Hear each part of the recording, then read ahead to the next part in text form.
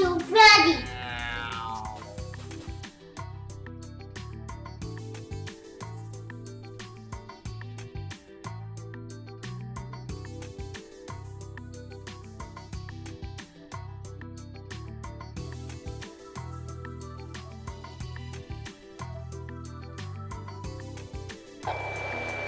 I did play Zimmerman.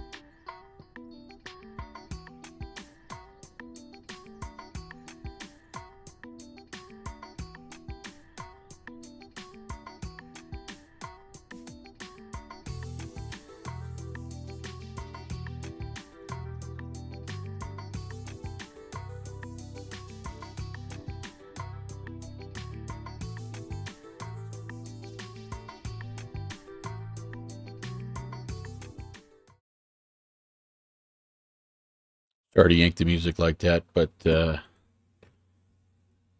JPC, you did remind me of that, and so I think I need to do a quick wardrobe change because that livery is fantastic. So, welcome, Mike. Welcome, Scotty, and anybody else that happens to be here. Hello.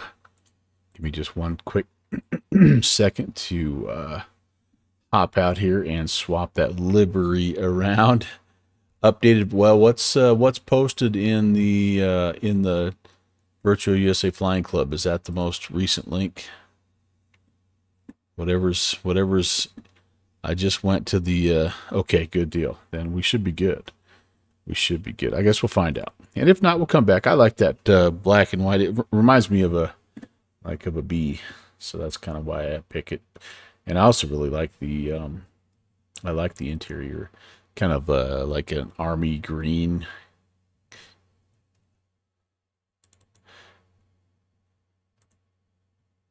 Hello, Iowa Scotsman.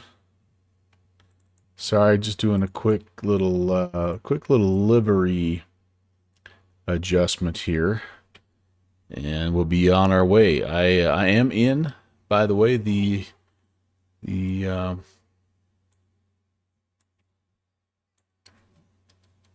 Downwind Sim voice room. If anyone wants to pop in there, has questions, wants to just chit chat. Steve, how are you, man? Great to see you.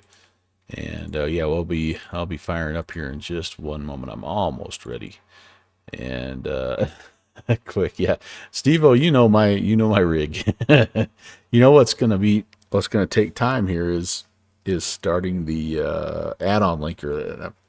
That sucker takes a little time to get going sometimes. Oh, as soon as I say that, it pops right in. And all right, got the ZB Rands Coyote, and we'll just get her going up. Doing good. I saw that, Steve. What in the world? Agent Presta, hey, how's it going? What in the name of X-Plane is going on? I'm on a little X-Plane break. I'm telling everyone that I'm giving up X-Plane for Lent because it's yeah, it's been cranky and not running well, and so I've just had to set it down and walk away for just a minute or two because yeah, for the life of me, I have no idea what I've done wrong, what's going on. I know the advice. I think you were over in Iron Condor's stream at the time, and the advice he gave you was a good advice. Just work backwards, uninstall the things you've installed, and eventually you'll find out that thing that brought everything to a grinding halt. Because I know that you had said you went. Oh yeah, you went clean. Okay, so and it's still not loading. Stuck reading scenery files. Shakalaka. Yeah, that's no bueno, Steve.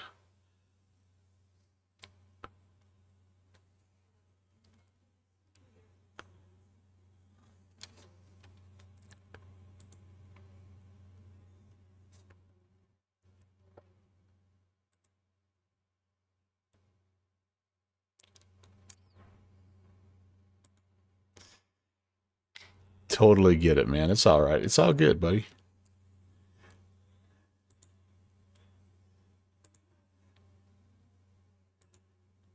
Texas, one vacation retirement boy. How are you, man?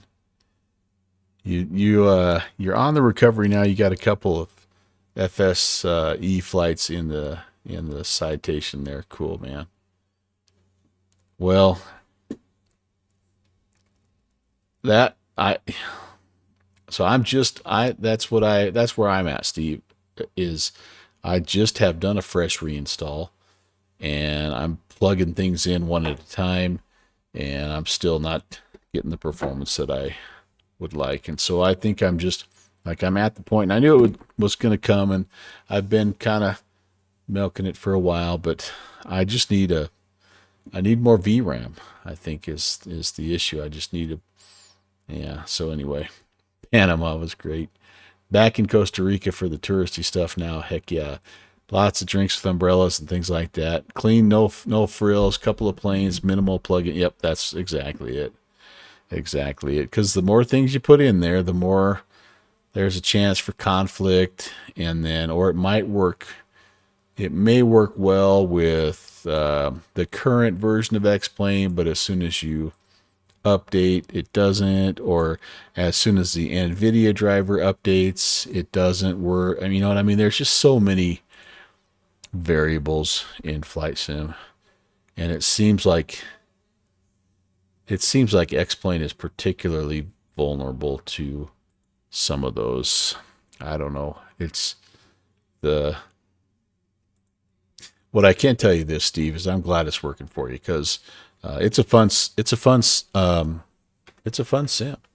and a lot of great planes, and it's a bummer when you have so much time and effort invested in it and it's not working. So, all right, well, I'm gonna queue up here, and we're just about loaded in, and I'm gonna go live. You'll get a little bit of maybe some music here as well. Yep, let me take that out. But yeah, welcome again, everybody. Good to see you. Thank you so much for coming in. Steve O, Texas One Flyboy, JPC, Iowa Scotsman. Thank you very much for being here. Scotty to Vradi. And again, anybody else, it's Bush League Monday. First Monday of the month. Here it is over at downwindsim.com. It's number 65. And our friend Downwind Sim is out of town working. He's actually only been home about 2 days.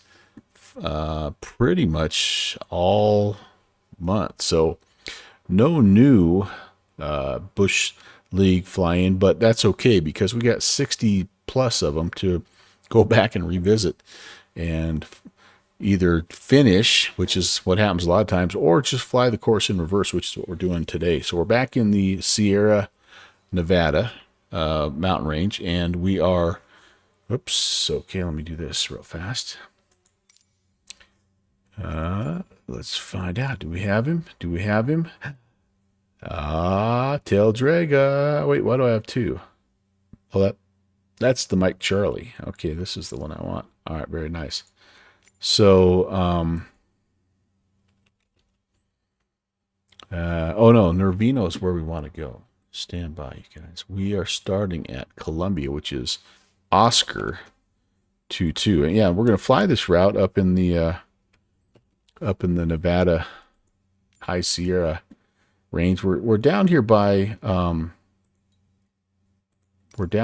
Reno is where we are, and so yeah, it'll be a ton of fun. And if you're tuning in for the first time, we do this on the first Monday of every month, and we've been doing it for 64. This will be the 65th month. We need to revitalize the Candyland Challenge. I'm with you. It's been a while since we've been down there, and it's just about that time for sure. But yeah, so we're gonna start and end up at Nervino Buckworth, and the whole idea behind this is to attempt to do it without the use of GPS. And so here's where we're starting down here at Columbia. And so our plan is to go just kind of in order up to Eagle Ridge here and then over to Bear Valley. From Bear Valley, we're going to shoot across to Georgetown. Georgetown will go up to Blue Canyon, and then we'll finish up here, hopefully at Nervino. The challenge with what we're doing today is, again, it's possible for us to use VOR navigation if we need to kind of cross-reference. But yeah, pretty much we're trying to just kind of use the sectional and make our way to to these different areas. So like, for example, for us, this first leg, right, we're gonna shoot out of Columbia northbound, and 60. I'm gonna actually pull up the regular sectional so I have distances. But we're gonna shoot up here pretty much northbound for about 18 miles, and just try to dead reckon it and see if we can find Eagle Ridge. There's not a whole lot of there's not a big lake or anything. We'll kind of use the Melones River to sneak out of here. I do know that there is I feel like there was a hidden strip over here somewhere, and I don't know that we'll necessarily go hit that, but we're going to hit Eagle Ridge, and then we're going to try to make our way kind of up the mountain here to Bear Valley, which this is upset by some lakes, and hopefully that'll be fairly easy, or easier to, I don't know. None of them are easy to find, not for me. Then the long leg here for us is heading out to Georgetown, and we may have to kind of come out. See, I don't know. Doesn't make a lot of sense to follow the roads. Yeah, when we get to that leg, we'll talk it through. But you kind of get the idea. And yeah, here we are. Let's take a look. Do we have this? Look at this livery. Oh my! Yes, sir. The Bush League / Virtual USA Flying Club livery. Very, very nice. Mike, thanks for reminding me, and totally understand he's not able to make it. He's got date night, and which I don't blame you, JPC. You got to take care of your fiance. So yeah. So anyway, that's us, and little chit chat over in the Downwind Sim voice channel if anyone's interested. If not, no big deal. I think it's me and Bobcat right now in there, so that's cool. Everybody that flies along anymore are pretty much veterans and know what's going on, and so that's pretty cool. But let's take a look here. I want to do some checks. I learned a couple things about this plane. If you remember last time I flew it, it was actually during a Bush League event, and I burned it up. I ran out of oil. Well, I didn't know it at the time, but I had an oil failure, and it was because I didn't have enough oil and coolant in my aircraft. So yeah, that was not good. You know what else I'm recognizing at this time is, I don't believe we are. I think we're like all or none. I think we're GPS or nothing. So our backup might be the actual Garmin today, which is Wretched slugs. kind of a bummer, but that's Don't all any of right. you have the guts to play for blood? I'm your huckleberry. So anyway, what I learned there is you have to come out and you have to check a few things. Like what am I supposed to be, like a real airplane pilot? So whoops. So here's the oil.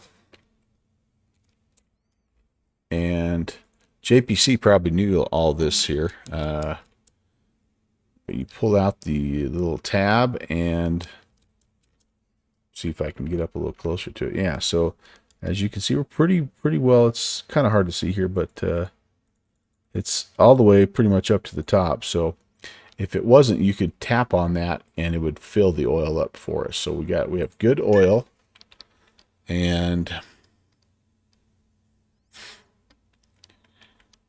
then we come over here and we do the same thing with the coolant.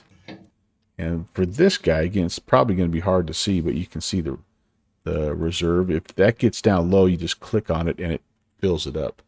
So add that to my checklist for this aircraft that I don't have, by the way.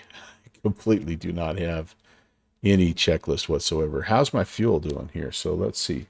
I'm pretty well filled up. I do have a can of fuel. Yeah, and so I have some extra fuel if we need it down the road. But why don't I have a checklist, you might ask? Well, it has one. It comes with one. So pre-flight checks, seatbelts, brakes, circuit breakers, good, radio's off, cockpit lighting is off, nav switch is off, fuel valve is on, master battery coming on. Okay, check our volts. They're volting, which is good. My brakes are going to be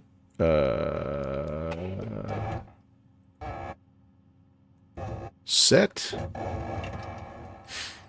The throttle, we're going to just crack the throttle a bit here. Prop area is clear. It is indeed clear, and my starter is right here.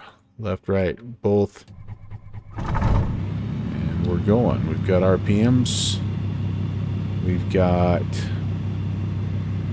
oil pressure, which is big. And then the rest of the temps, we'll just give them a little bit to warm up. Hey, looky there. We even got a little Bush League logo over there. That's awesome. Both of these lights were blinking like Christmas trees the last time I flew this thing. And yeah, it didn't go so good. Didn't make it. 18 to, it's saying 18 to 2,500 RPMs. Yeah, that's about where we are. So we'll just kind of let it go. And yeah, we're pretty much ready. So let's put some more. Let's put the avionics on. We will put the nav lights on so people know we're in here if they can't tell already. So it's got kind of a neat little navigational system. Oh, wait a second. Wait a second. Can I do it this way? Can I do waypoint? Can I do fixes? Maybe here. I haven't tried that. No, I don't think I can. I don't think I can. So if I have the map on, it kind of shows me everything. And so I may leave it. Okay, here we go. Nearest VOR. Can I do?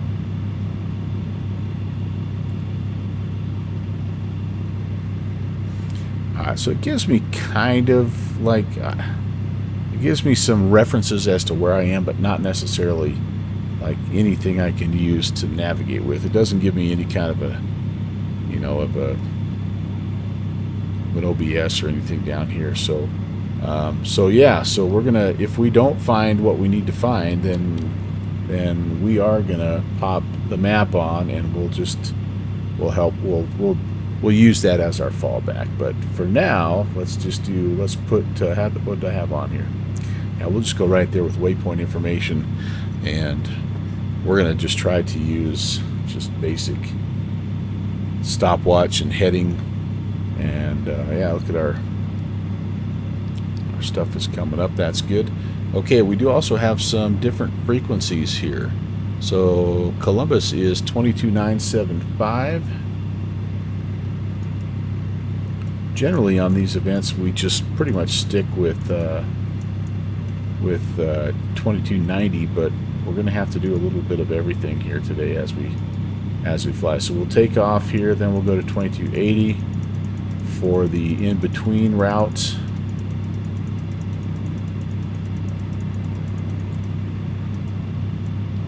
And then when we get to Eagle Ridge, that is going to be at 2290 frequency. Just double checking here on the chart.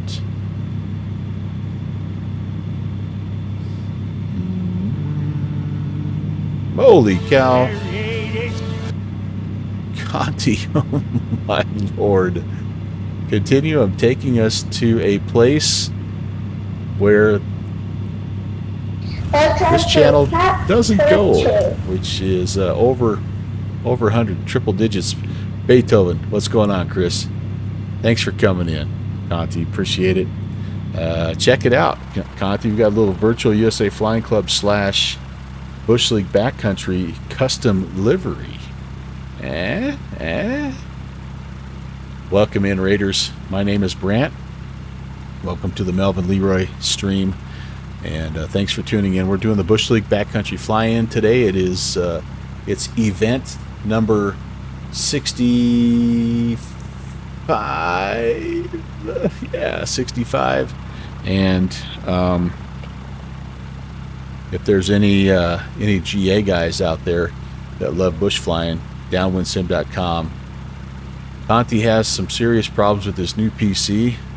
So better to end the stream. Dang it! I know you were fighting those earlier, and I'm sorry that it's still giving you fits.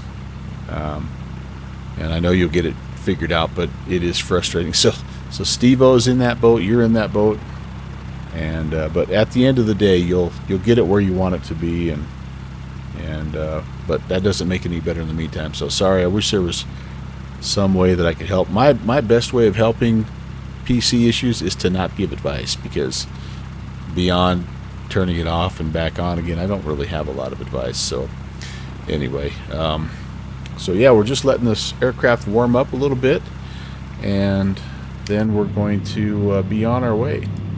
And our first leg here is going to be I'm going to set my speed here to about 110, I think is what I'll do here. And we are not going to file the flight plan, and we're not in controlled airspace right now. 18 miles, 338. I'm going to set my heading bug here. This is a very rudimentary autopilot. It's an aftermarket autopilot, because Coyotes don't generally have autopilots. But I found one. A guy was selling autopilots out of a van there outside of Reno. So I bought this sucker for $1,500, installed it myself, and we're going to see how it goes. I'm gonna need every bit of probably 4,500 for this deal, aren't I? And okay, we'll set that. Well, I'm happy you guys are here as well, and again, thank you very much. I don't ever the only time I'm ever this many viewers is when somebody like Continuum comes in and raids me, so I do greatly appreciate it. Hopefully you guys will be entertained. Are you not entertained? Are you not entertained? 3015. Is this not why you are here? And yeah, I think we're about ready to go. All right. Before taxi, seatbelts, avionics, lights, taxi area is clear. And You're a good boat. Conti, my friend, I'm so sorry, dude. Oh, it's that was Fixie giving me the Conti welcome. And holy cow, what, where, what, when? I don't even have a I don't have any kind of taxi chart. Looks like runway 35. That's what I'd like. Oh yeah, winds are calm. So we're just going to zip back to, we'll take the intersection departure. This thing rotates at about 37 miles an hour. So yeah, maybe not. And I get that. Like, I get that. All right, here we go. Columbia traffic. Rans November, Coyote November 11816 is on the taxi 35. We'll be departing northbound. So I don't know if anybody else is here or not. I feel like maybe I'm like it's pretty quiet right now, so hopefully I'm not starting. I don't think I'm starting in the wrong airport. Maybe I am. Am I still connected to VATSIM? I'm not connected to VATSIM. Okay, let's connect. Oh, that's right, because I had to disconnect to change my livery. No wonder I'm not hearing anybody. All right, so let me give it a minute here so I reconnect. And then we'll see. Ah, I see some people flying around. Okay, there we go. There we go. All right, cool, cool. All right, let's make that radio call again and be on our way. Columbia traffic, Coyote 11816 is a taxi runway 35 from the GA area. Columbia traffic. and I think it's the Echo intersection. It's a 4,600 foot runway, so we should be good. And kill the brake. Test the brakes. Brakes are working. Need to also test the flappage. 1, 2, 3. Fully retract. Good. Light controls. Lean out the window. Up, down, left, right. We'll set flaps 1 for departure. And let's do it. We do have a little tail wheel steering with this bad boy. Ironically, I bought the tail wheel steering kit from the same guy that I bought the autopilot from, so we're all in. And I have set, oh, I didn't, hold on one more time. I had set the time to be, yeah, like 2, I want to give ourselves a few hours to fly here. He did, yeah, like I think I paid about $2,000 for the whole thing. So, but I had to promise him that I would take him up for a flight. Oh, look at the Virtual USA Flying Club on the wing struts. All right. Columbia traffic, Rans 11816 is departing 35 from Alpha. We're northbound, VFR, Columbia. Okay, let's get my timer ready to go here because we are just going to truly do compass and a stopwatch here. And for those of you that are unfamiliar with the Bush League Backcountry Fly-In, it is a bit of a challenge to not only to find these airfields, but to do it in as low-tech a way as you can. So this first leg should take me a little over 8 minutes. It's 17.9 miles, 338. We're clear to the left. We're clear to the right. So we do have a little bit of GPS backup if we get totally lost. And Pentagon, Rob, you madcap. Here's Pentagon. You rascal. Thank you so much there, Rob. I appreciate you, man. 44 months. Haha.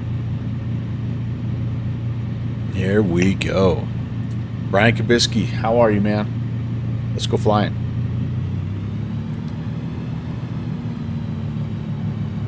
Yeah, I think we're good here. Yep, again, we're looking for about 50 to rotate. Nice and calm winds. I'll probably still manage to torque it off to the left-hand side and ground loop it. There's rotation speed. 55 is our climb speed. And away we go. We're just going to kind of try to get clear of everything here.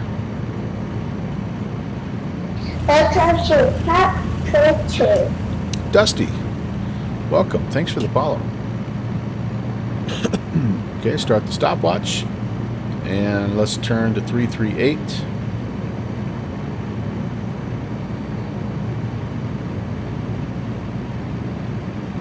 somewhere in that neighborhood. More or less. Sweet. You're doing good.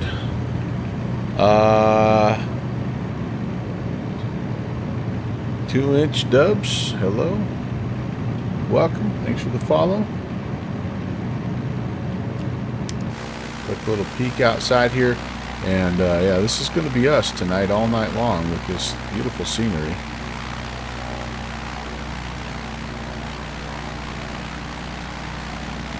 The weather is a little iffy the farther north we get, so I'm interested to see how we do. I've changed the time, but I'm not going to change the weather. I'm just going to try to roll with it here. But yeah, thanks for coming in, you guys. This is going to be fun.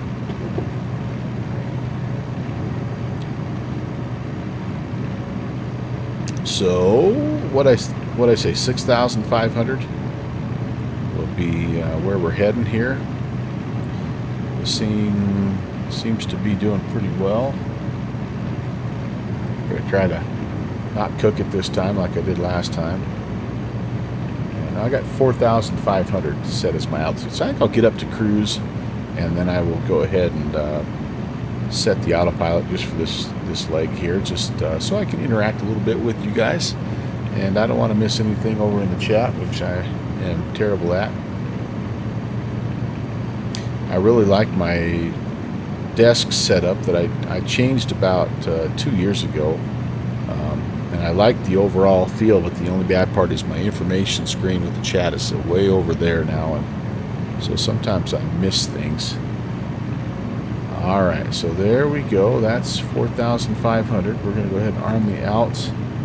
Turn that on, and oh boy, why did it change my altitude for me, or on me for some reason? Undo. Oh, that was really strange. Don't overspeed. Wow, that was weird. Alright, how about we set it at 4,000. Let's set the altitude the heading 338. Yeah, okay, well, just don't get, like, you know, we're not talking about Aspen avionics here. I bought this from a dude in an alley out of his van in Reno, so I'm just happy that it kind of works some of the time. Alright, now I'm going too fast, so I probably won't be able to do this, but it's supposed to do a little indicated airspeed climb. I'm already like at the max speed, so it might take a hot minute to get there, and I really, honestly, I don't, you know what, we're just going to stay right here, because I need to pull back on the RPMs. I'm already getting higher up than I need to. Anywhere between 100 and 110 is going to be just fine for us, and if we have to, you know, we can make adjustments.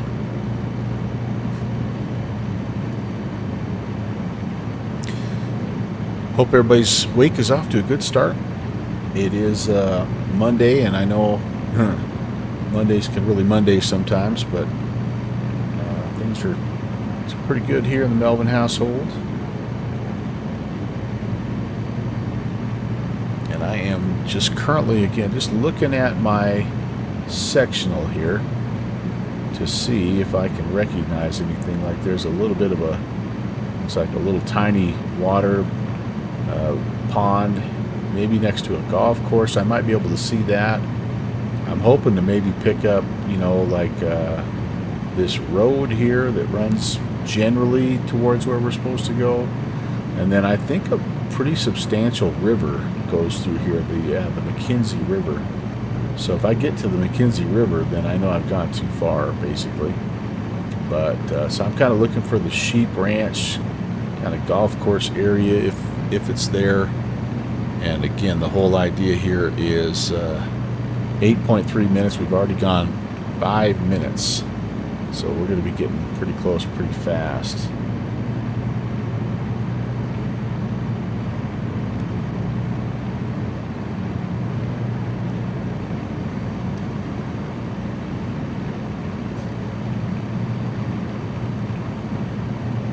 There's all kinds of little valleys that run up towards the high mountains there, so it's we're just looking for. There's a road.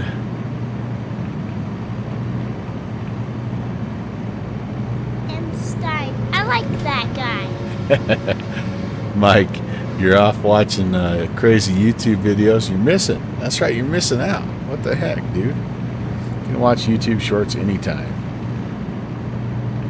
So I am seeing almost 6 minutes. So we're within 2 minutes here of the airfield. Oh, and I needed to swap over frequencies too, didn't I?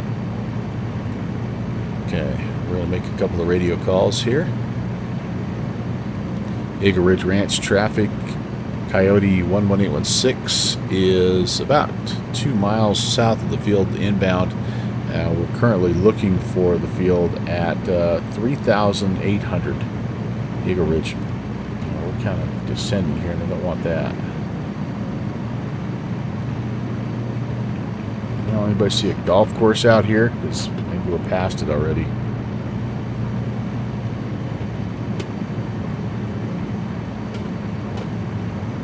Again, we're dead reckoning this, but the wind can push you even if you're a half mile off. It's tough to find these places. And they're just little guys. Like, that's not it, but like we've had some that have been that big. We're looking for something though it's a little bit more substantial. I believe this is a paved runway as well, judging by the sectional. So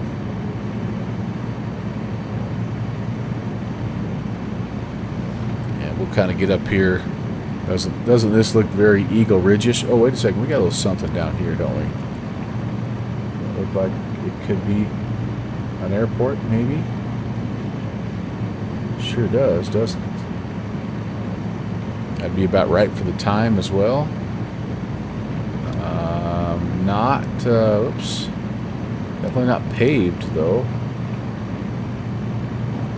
I think it'd be worth taking a closer look. That sure does look like it's got the markings of... This portion of the Melvin Leroy channel brought to you by VATSIM binoculars. Never take off without them. Well, we'll just look here and see what we see out the window. I know I got a ridge line coming up. Maybe that's just... I don't know. All right, we got that. We can come back to that. I've got 8 minutes on the dot right there. That would sure check out from a time standpoint, wouldn't it? All right, we'll hit this ridge. If we don't see anything as we kind of crest this ridge line, then we will swing back through and we'll hit that sucker. And I have no idea what the wind is doing, but it would probably make sense for us to hang a left hand kind of 180 and come in basically from west to east, landing up the hill. Yeah, I'm not seeing anything else out here. That's the only thing that makes sense. Yeah, it does a little bit. I agree, Chris. It's got that Papua New Guinea feel to it. All right, let's get back to flying. And again, we'll go over the top of this if we don't see anything immediately, because we're already at 9 minutes. Then we're going to turn back, and I am not really seeing anything. I'm trying to resist to the outside view. I know I could get the outside view. I'm just trying to look back and forth like I would in a regular airplane. All right, I think we're going to turn back. Eagle Ridge Ranch traffic, Coyote 816 is turning southbound. We believe we have the field in sight. We're going to fly a left-hand pattern landing back to the east, Eagle Ridge Ranch traffic. All right, excuse me, we're turning westbound now, 4,000 feet descending. So it's over on the other side of that ridge line, so I'm going to kind of try to take it, maybe even up this road would be good here. So let's pull some power back. Make our turn. Eagle Ridge Ranch traffic. Coyote 816 is extended left base, landing eastbound Eagle Ridge Ranch. You know, I better check. One thing I could check here. Susie! Hi, Kevin. I could check to see if it is indeed an east-west field. Yeah, 826. So we'll be taking runway. We'll be taking runway 8, right? Then you see stuff like this, and you're like, "Ah, that looks pretty landable." No, this one was a little bit bigger cutout. Kevin, how are you, man? First leg, and I'm already lost.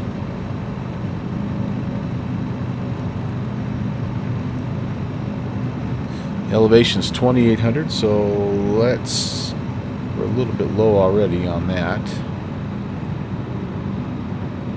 I think this is us right here. We're gonna go land over there, I guess. We'll look around. I think I have everything installed. So, I hope so. I guess we'll find out.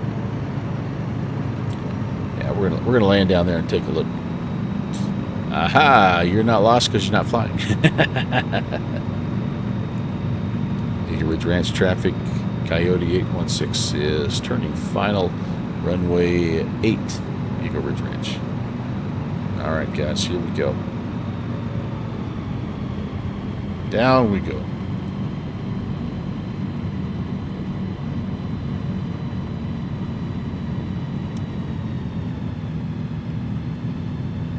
First notch of flaps coming in. Second notch. No, I never did turn any strobes or anything on. I see. I should probably do that for my next flight, my next leg. But we're really fast. Terrain is on our side, though, so.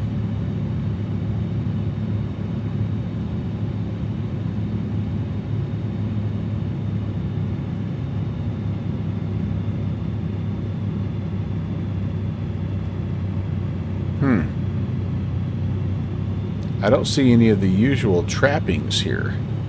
Usually we've got a banner and hippies, and so I feel like either I don't have the scenery installed or I'm at the wrong spot. A little bush wheel bounce. Oh goodness, that was a bit of a ditch. I don't feel like I landed in the right spot, you guys. We'll take it up here and prepare for departure. It's about as far up this hill as I'm going to get, isn't it?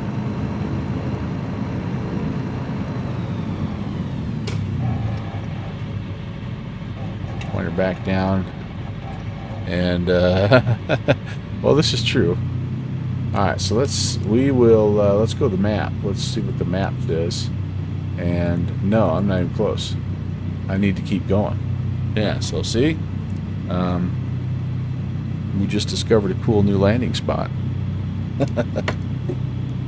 Eagle Ridge Ranch traffic. Coyote 816 has not found the airport, but we have found a pretty cool little spot to camp. We are hop back in the air and head northbound towards the field, Eagle Ridge Ranch. Yep, sorry about that, guys. That was a misidentification. And what I should have done is a low pass there, right? Yeah, that's right. He's got to catch me first.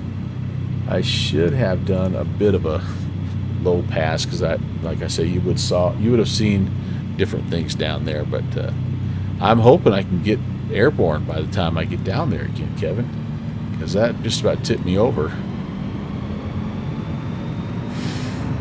All right, full go, rock and roll. 2 notches of flap so we can rotate at 45 this time, all over the place. And where are you, bad dip? Okay, we're up.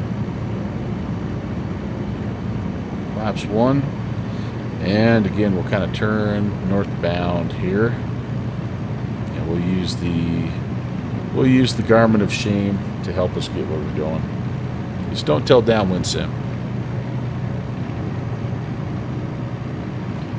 I don't feel so bad about using it when I know I don't have a VOR. I don't have a radio to tune in, so I don't feel so bad. And we were in the right direction. We just didn't quite go far enough. Okay, second notch of flaps is coming up. And there we go. Again, that's got to be Eagle Ridge, right? I don't know. Doesn't really say on the sectional.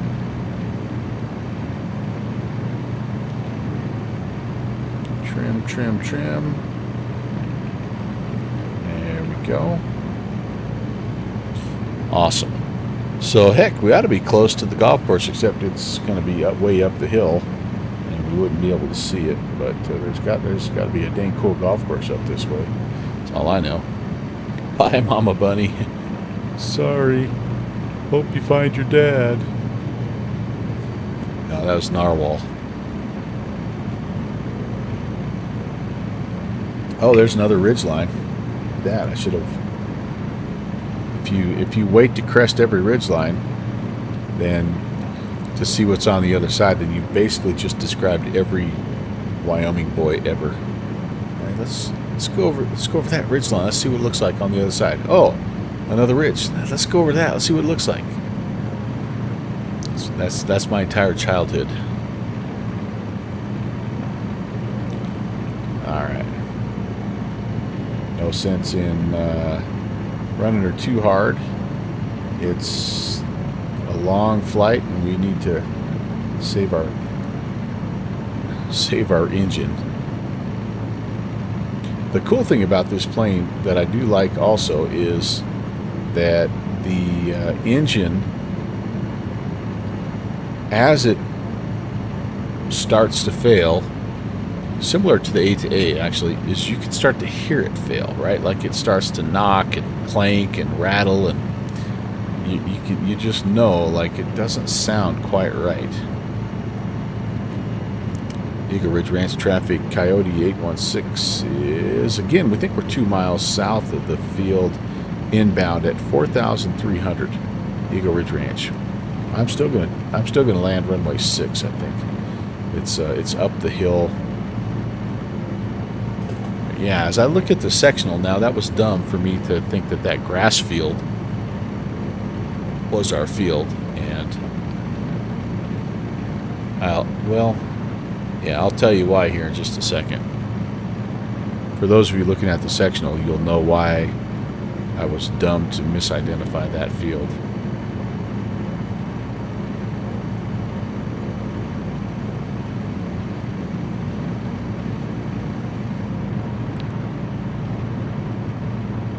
That's a cool trail. Or if you could take the parallel 42 little dune buddy. There it is. All right, there it is. I remember this one now. Yeah, it's definitely you want to land eastbound. Eagle Ridge Ranch traffic, Coyote 816 overflying at 4,200. We're going to jump into left-hand downwind runway 8, Eagle Ridge Ranch. I remember this one with the, yeah. That's our job. Copy that. There was a skinny mini, that's all I remember. Super narrow.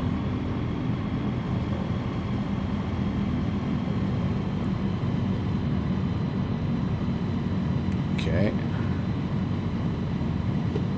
Somehow accidentally managed to be at pattern altitude. First slat coming in here.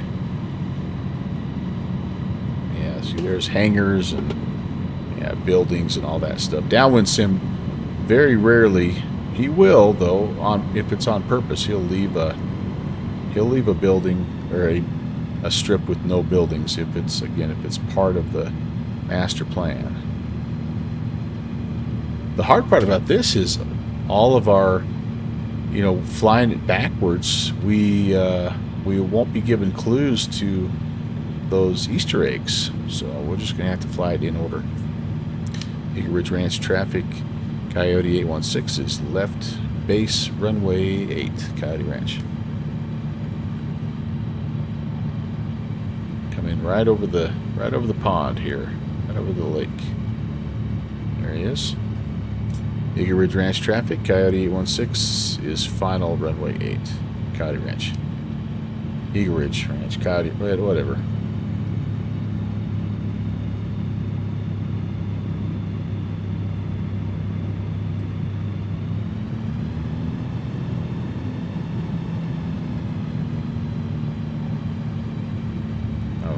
Kind of fast for this plane. Let me see if I can bleed off some speed here. Winds are calm, so I can kind of afford to do this.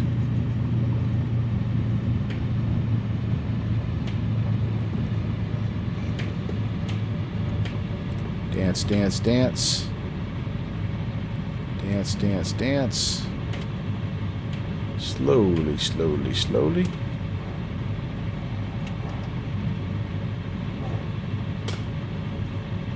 Okay, we're almost up to the top. There's that convenient windsock. Some not very good planning up that windsock. All right, welcome, Eagle Ridge Ranch, or as I like to call it, Coyote Ranch.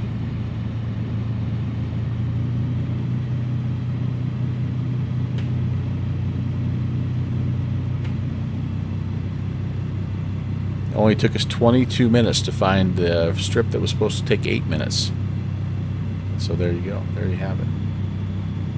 We'll come up to the top here. I'll show you some of the things that you get in these sceneries. By the way, all of these sceneries are provided for free at the downwindsim.com website.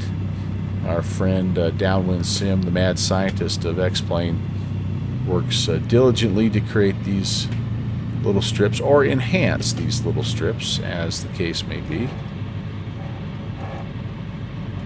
This looks like a pretty good spot to pull off and get out of the way, just in case somebody else is coming in. So yeah, if you fly in X-Plane, there's also an X-Plane version, so you know it's win-win. All right, that'll be us. Let's hop out here. Man, I like that livery. And let's go take a look. So all of these kind of, you got the confirmation that you made it to the right spot. With the Bush League banner, there's always a little bit of info on the back here. Yeah, you could pick this place up for a cool $21 million. Going halvesies with me. And then, as always, there is, well, I shouldn't say as always, but as often is the case, we have hints, we have Easter eggs, and I gotta get my there we go, get my drone cam slowed down here. But yeah, this is the kind of stuff that you see. Now, if we're flying this course backwards, so we can't do this. Pringles, hey, how's it going? First time chatter, but glad you made it here. Frogtown is having a jumping frog jubilee soon, so I needed to run some pro leapers down there. It's the Cavaliers County Fairgrounds, 3 miles west of Columbia, and this was the first time that we had ever had frogs featured in the Bush League Backcountry Fly-In. So yeah, so to put this in perspective, we would have been flying from Eagle Ridge Ranch down here to Columbia, and then from Columbia we got directed over to this area somewhere in here, and there is a little tiny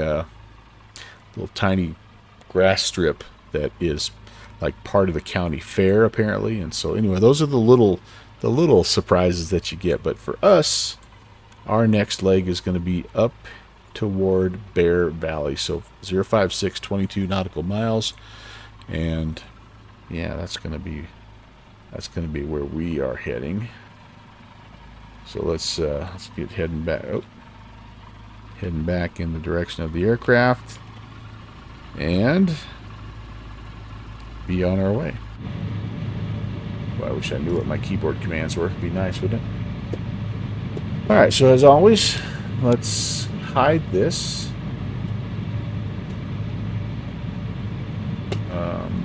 There we go. And let's set our Dead Reckoning 056 We did so well last time. Actually, we were on track. We just didn't go far enough. My time was a little short, I think. So I'm going to adjust. And this airstrip is 7,073 feet. So, man, we got to really climb. So let's put in there. I mean, like 8,000 would be pattern altitude. I'm going to see if we can get that. So this plane should be able to get that high, but yeah, and we're 2870, so maybe bump the altimeter down just a little bit. There we go.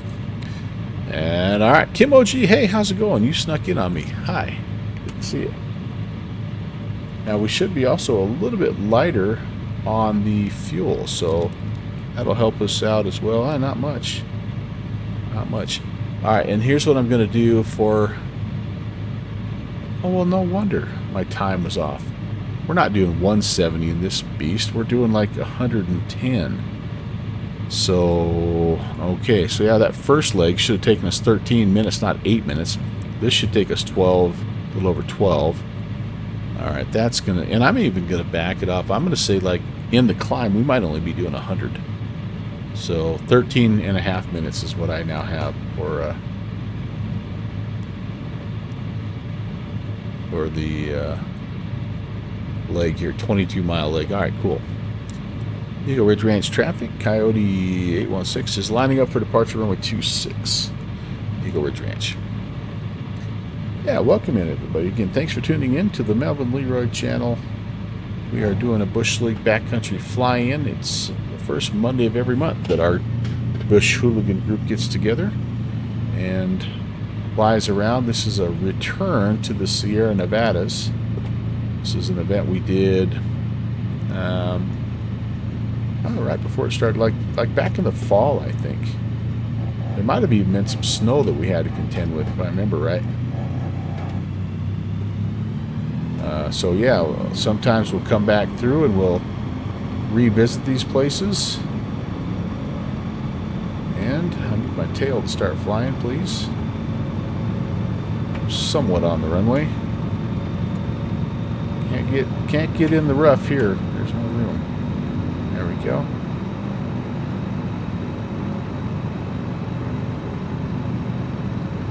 And up and away.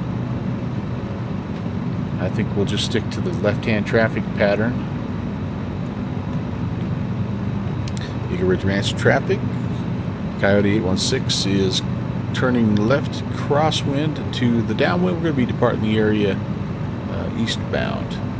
Eagle Ridge Ranch.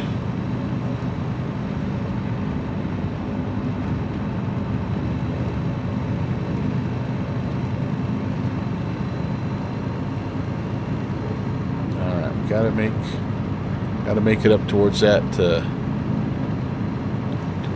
guy.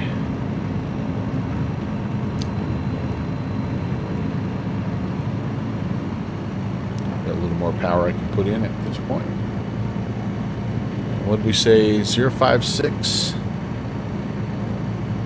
Keep the turn coming here.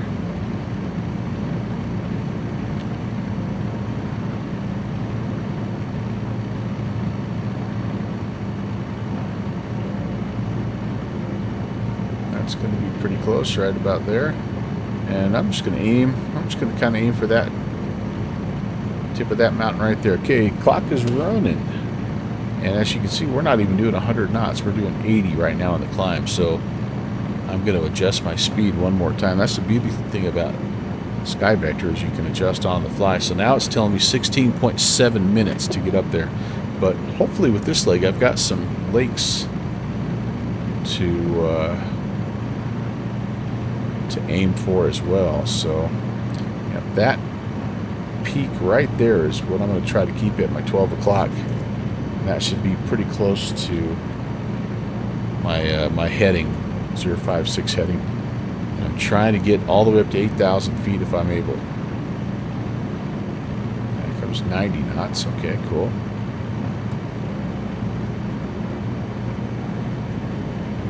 We don't have to be in a big hurry. Flaps are up. we're in the green on the climb.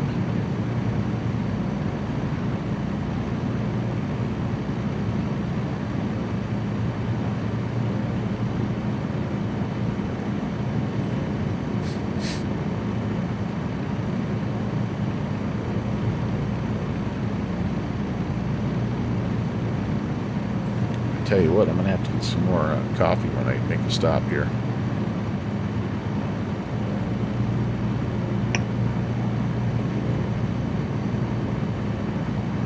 All right, there's 5,000.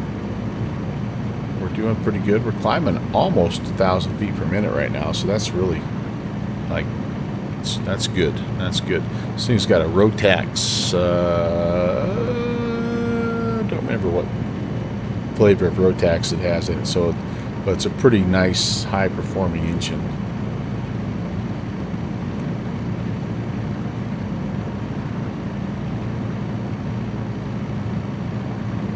Yeah, like this aircraft a lot. Pretty light, but at the same time, you know, it's tough. It's thick, right? It's got a beefy frame. Nice wheel struts.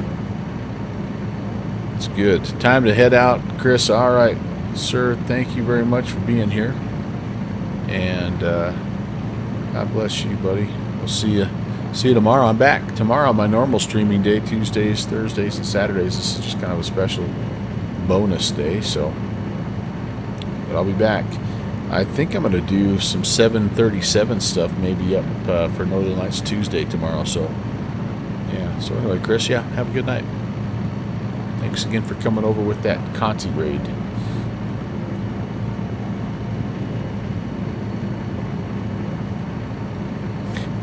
I'm curious now, if I slap on the auto here, go heading mode, make maybe a little course adjustment.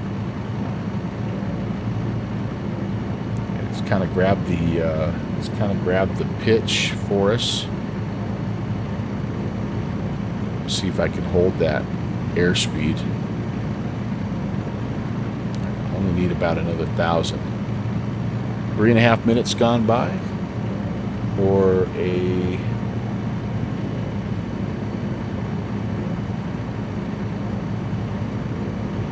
16.5 minute flight up the hills here.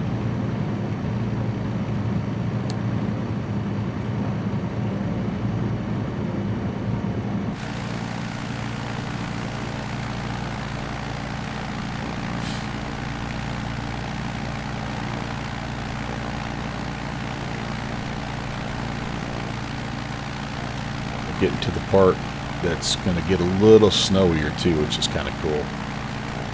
But man, it's dry out here. It's just crazy how dry it is. All right, I got to get back inside and make sure we level at 8,000. I'll hop back out here in just a second.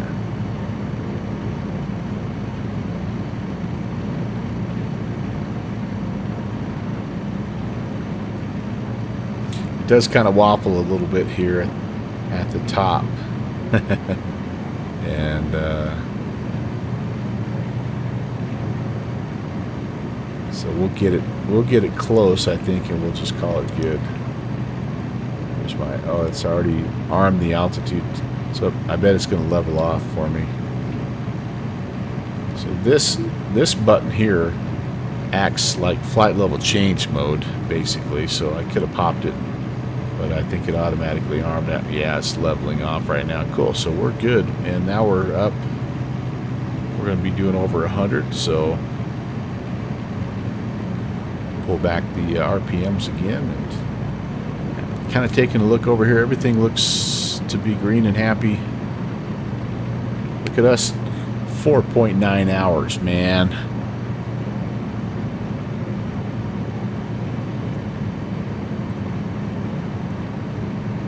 .9 hours. I guess you could say things are getting pretty serious.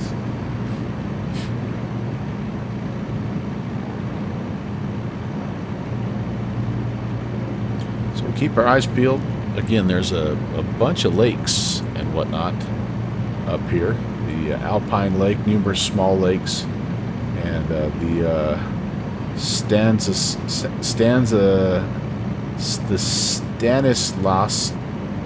River that goes through here. A big old long lake up here. Ebbets Pass. We came down. Did we come down that way? I feel like we did. Like, did we come through Alpine County? At one of these, like we took off from South Lake Tahoe or something, didn't we? We came this way. I don't remember. They're all blurring into one event now, so I don't remember.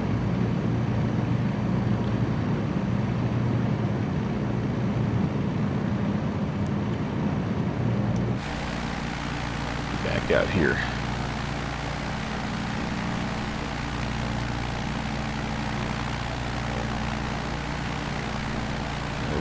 This livery was done by Virtual USA Flying Club member Zach Bartig, and he's done several of them for us. Threw in the Bush League Backcountry Flying logo on as well, but yeah, I really like this. It's nice. He does good work.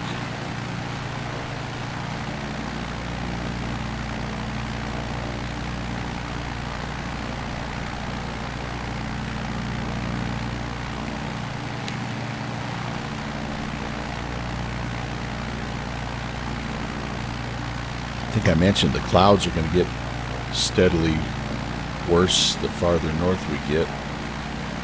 As I take a peek at the Sky Vector again, I'm trying to just stick with Sky Vector for all this. You know, it's nice green dots down here, but kind of get up here, and well, it looks like maybe Blue Canyon is the only place. 2.5 statute miles. With some mist scattered at 500.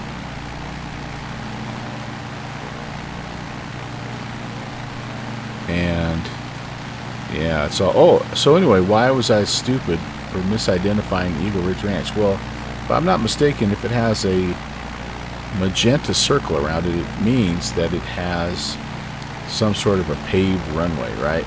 Asphalt, so yeah, asphalt gravel. So when I saw that was a field of grass, I should have known right away that that was not the correct runway. Now this guy here has the open circle, so it will not be paved. So if I find a paved runway, right, like I should, yeah, dirt treated. And this is a north-south situation here, so. Alright, back to business. Up speed is, what do we say now? What is the speed we're doing currently? We had based it on, I think, 80. Now we're up over 100. So let's just say we've averaged 90. Watch what it does to my time here. Now we're 14.8 minutes up to Bear Valley, so I'm going to go ahead, and I'm at 9.5, so I've got about another 5 minutes or so to go. And we should be at a good altitude. We're almost 1,000 feet above the airstrip, and I should see a road also heading up toward these lakes.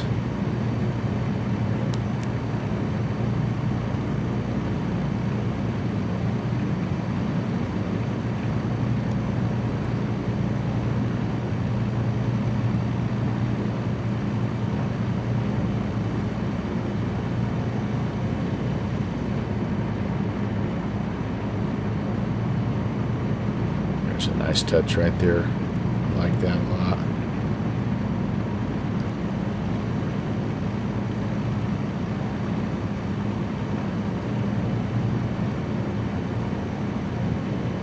Light. I bet that shade comes in handy in the summer, doesn't it? Alright, well, we're within 5 minutes now, so I'm gonna think it's up in this bowl up in here, and hopefully it is anyway, but we'll wander around in here a little bit. I don't like, as the terrain gets higher, kind of like when I said if we see that big that big river. We'd gone too far with Eagle Ridge Ranch. Well, if we get to terrain that's above 8,000 feet, we know we've gone too far. And actually, if we run into some lakes, then we've gone too far. There's Alpine Lake and the numerous small lakes in the area. Now, they could also be frozen, I guess, and maybe it'd be tough to kind of see where they're at, but I feel like also I'm seeing this little road, right? I don't know. Ooh, that could be a little lake. Yeah, we might be all right. We may be okay. I'm going to make a call here. Bear Valley traffic, Coyote 816 is approximately 5 miles west of the field at 8,000 inbound. We're still looking for the field, Bear Valley traffic. That might just be shadows too.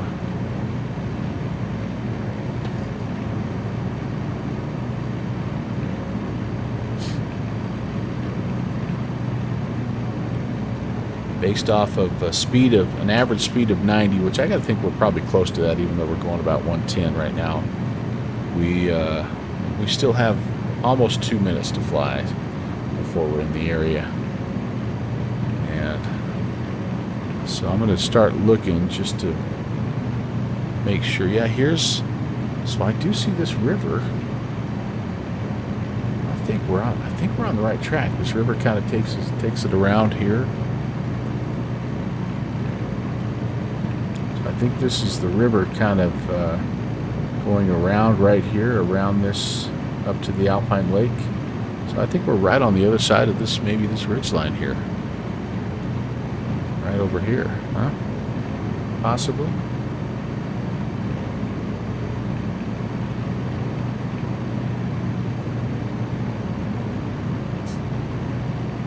Yeah, there's definitely a lake right there. So, all right.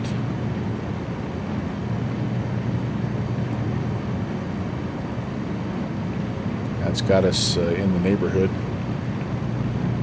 Let's stay on this side of the ridge line, because again, this is a north-south running airstrip, so none of this terrain would be more east-west here. So we've got to definitely, this is up on top here. Now there's another lake. We hit this lake, I feel like we've gone a little too far. So perhaps it's on the other side of that ridge line. Okay, yeah, we'll see.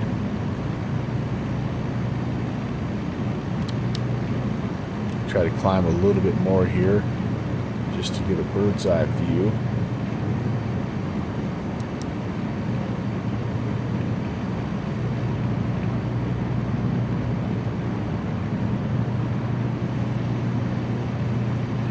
We're at time here in about 30 seconds, so we're definitely in the neighborhood.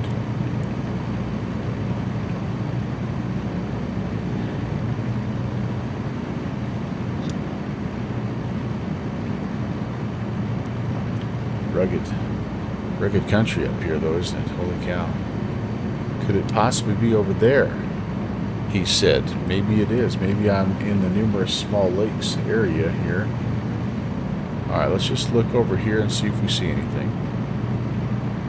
If we don't, then I think maybe I've drifted a little to the south. I see this kind of stuff and I'm like, could be, but that's running, again, that's kind of running east-west.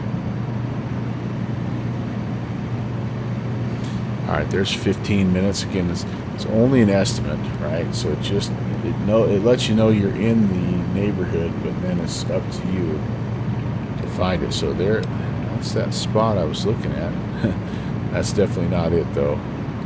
It is compounded, though, by the fact that it's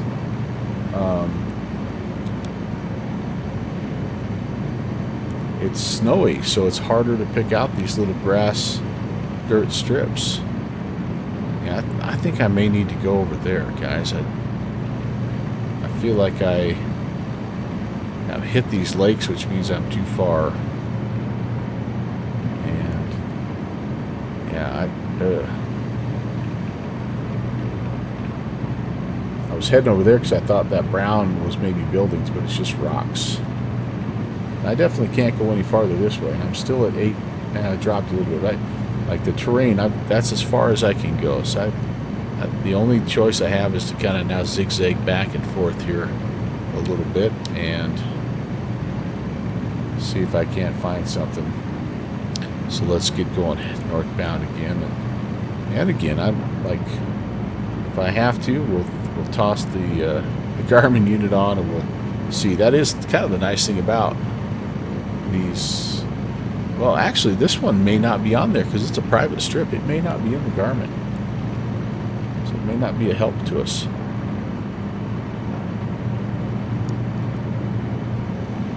And I just don't see anything here that would facilitate an east-west landing.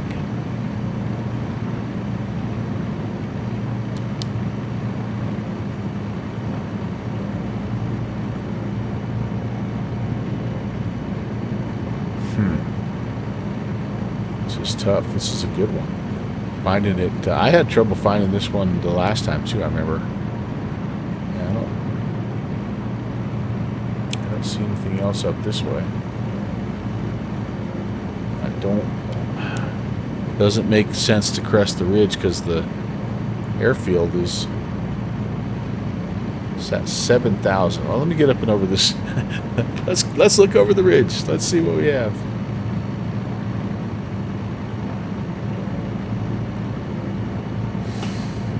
And if not, we'll take a swing back to the south and see if anything catches our eye. But I almost feel like we've gone too far yet, because here's the lakes. We shouldn't necessarily be seeing these lakes. The lakes were north of what we wanted. So, alright, so let's turn back. You could fit a 7,000 foot strip down there, but just not east and west. Or sorry, north and south. Alright, so let's head back. Let's get back west of the lakes, and then we'll do another kind of down and back. If we don't see anything, then we'll turn the GPS on. We'll see how close we were.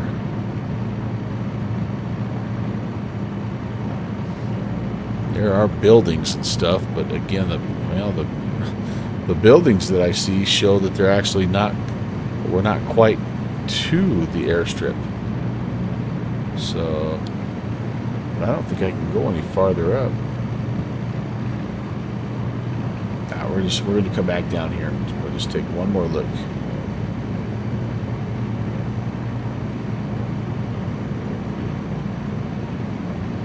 That road, of course, there's a couple roads. There's a road that runs right by the airstrip. Probably right to it, to be honest with you. But I can't tell if that's the main highway there or if it's just the road through the neighborhood type of thing. It looks like a fairly substantial highway. Maybe I should try to follow it a little bit. I think I will, because this highway, it goes past the airstrip, but it also goes continues and goes farther up into the mountains. So, oh, now hold on. What do we got here, guys? Maybe. I see an airplane. I think we've got it, guys. All right. Yay. Bear Valley traffic. Coyote 816 is overflying the field north to south. We're going to enter left-hand downwind landing runway 1, Bear Valley. Wow, that was a tough one. Holy cow. That was really tough. The lakes, I think the lakes were the things that kind of helped us out the most on that one, though. Whew, okay. This is going to be really hard to see getting lined up for as well. Now that I look at that airfield, I think the last time we flew in here, it was also covered in snow, and there was also quite a bit of discussion about where exactly it is as pilots were turning final. So we may have seen it on that pass. We may not be able to find it as we come back up.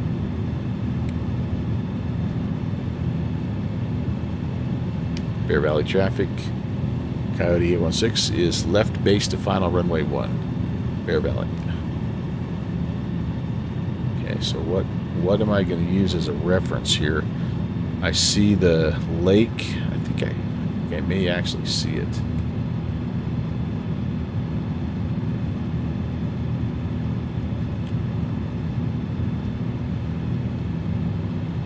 Yeah, I think I got it.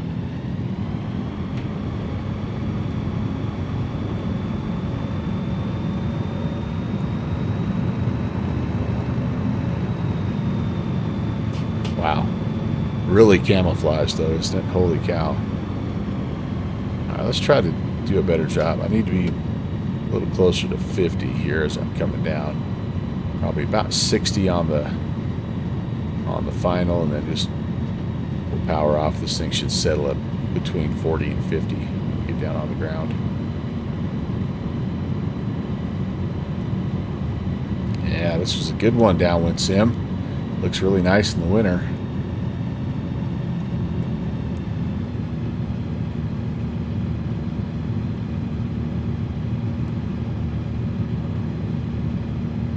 Little windsock, not much wind to speak of. Alright, let's just let her settle. Tough to see where the ground is. Alright, I think we're there. Probably won't have great braking action here, will we? Shouldn't be on the brakes anyway too much with the tail dragger. Yeah, that'll work. Haha. Anybody need fuel?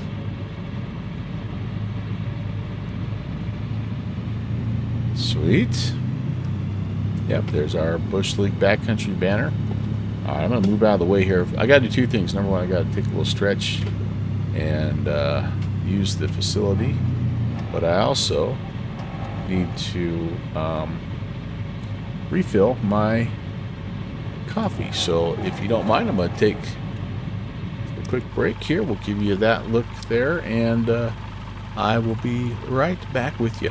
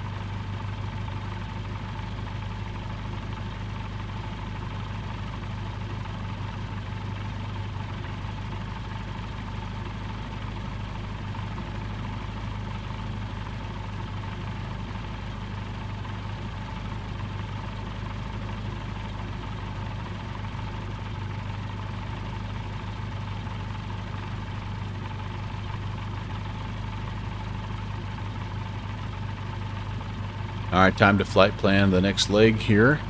Still plenty of flying to be done, guys. We've got to go to Georgetown, to Blue County, and then we actually finish up here at Nervino,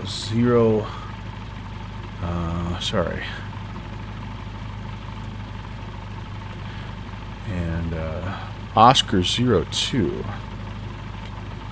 So yeah, we've got a ways to go yet. We've got three more stops here, and this will be one of the longer legs, 293, 48 miles, and I'm gonna. So right away, I'm going to tell you this: we're gonna use the autopilot to help us out, and because it's going to be pretty tough for us to pick up. We'll do our best, but I think we're going to have to dial this guy up here. So we'll use a little technology help to help us out here on this leg. If I did not have that and I had a VOR, I would absolutely 100%. I would fly to this VOR inbound and outbound, so I'd be using some assistance regardless, but that will be the plan for this leg here. Again, thank you very much for tuning in. I hope you're having a great Monday. It has been a lot of fun, super relaxing, albeit semi-stressful when you're looking for stuff in the high country, but very, very fun to find things like this. So let me set 293 to begin with, and I'm going to keep the altitude where we're at least initially, and then as we get a little farther away from Bear Valley, we can start making our way down. You heard some other traffic in there. We've got probably, generally speaking, we end up with somewhere between 10 to 15 guys that fly with us each month, and so it is very, very fun, but also super chill, super relaxing. We don't talk to ATC for the most part unless we do little side quests, and so if you're worried about that, I mean, we are on VATSIM so we can talk to each other, but we yeah, it's Eagle Ridge Ranch, that's now 300 across Mike over the field, entering a left downwind for runway 08, touch and go, Eagle Ridge Ranch. Alright, so he's at the other one, we're Bear Valley, so we're going to go ahead and make this radio call, and I need to make sure that Bear Valley, Bear Valley traffic, Coyote 816 is departing southbound off of runway 19er, Bear Valley.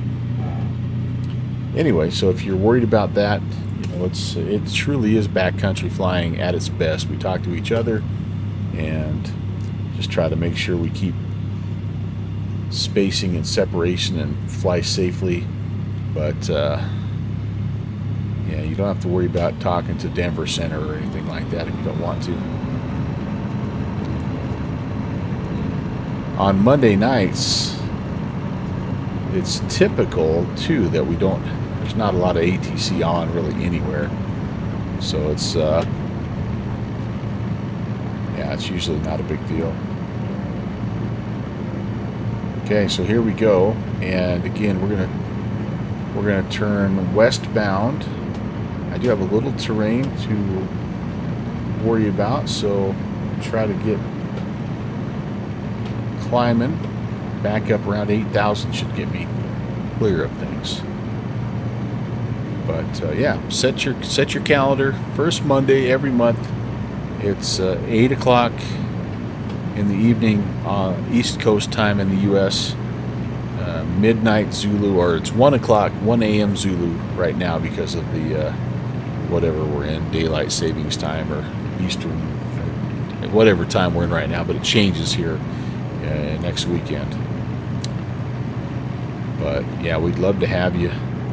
And if you can't make the Monday flights, please do go to downwindsim.com and download the sceneries that we've been enjoying, because there's so much backcountry to explore, and these are not really available anywhere else. We don't have them on the TO, and maybe at some point we will, but we just haven't I say we. I used to help develop and build some of the sceneries. I haven't for, really for Eagle Ridge Range, Cessna 394. pretty much for this entire year. Departing the area straight out to the east. But yeah, I know Downwind Sim would get a kick out of it, and join his Discord and drop him a picture or two. And I've been bad about that. I should have took a picture at that last one, shouldn't I have? All right, we'll do a quick picture here. This is a pretty good spot. Even got a little sun going there.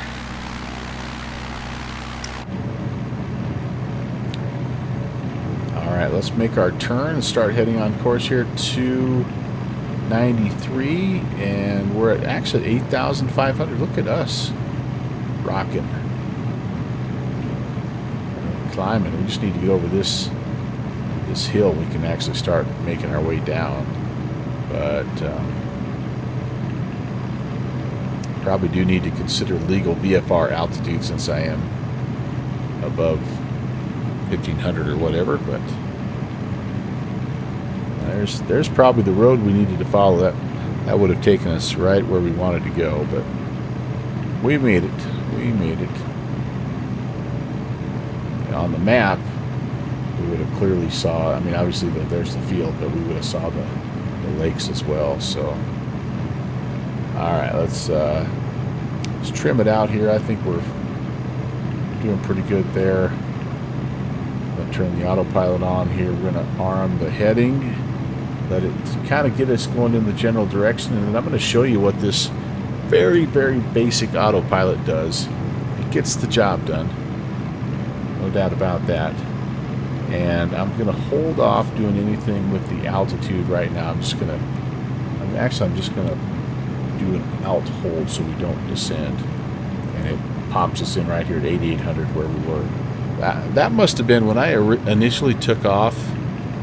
No, that doesn't make any sense. When I had the earlier altitude glitch, I must have done something else incorrectly, but it was nice of the Flyboy Sim people to put this as an option in there, just because there are times when you have some little bit longer flights, or you maybe want to interact with your community a little bit, but you can do some basic things here. So like, I'm going to do a direct to, and so our waypoint that we're going to right now is Georgetown, which is Echo 36. Yeah, Echo 36. So I can just punch that in, Echo, go to the numbers 36. I can hit enter. It's telling me Georgetown, California. It's giving me a little different, bearing, distance, all that good stuff. And I can just activate it right there. And I can go to my nav mode, and it'll give me a magenta line and point me in the direction I need to go. So again, if I was truly following the Bush League Backcountry Code of Conduct, which is extremely loose, by the way, I would not be doing it this way. However, I feel like there's wiggle room since I don't have the ability, or at least I don't know how to. Maybe this autopilot, maybe this Garmin unit does give us the ability to tune a VOR and travel toward a VOR and away from a VOR at a specific, at a specific heading. I just don't know how to do that. So we're fudging it a little bit for this leg, and then we'll get right back to Dead Reckoning in our next leg here. So let's see how close we are, by the way, to, I'm going to say that we're doing about 95, and I did start my timer a little bit late, but it's saying that this leg here should be about a 30-minute leg, 47 miles, 30.9 minutes, and yeah, so enjoy.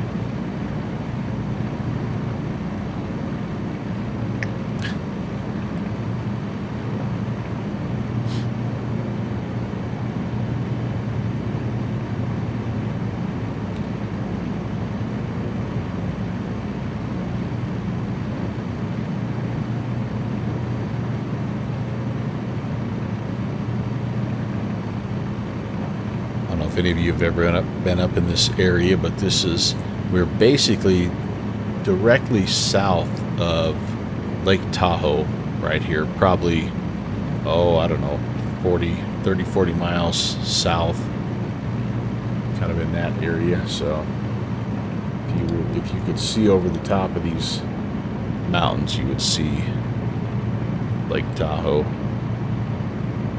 I don't know what the name of this lake is, but there's lots of these cool, this must be a little reservoir because it's dammed off, but all kinds of cool little lakes and rivers up here.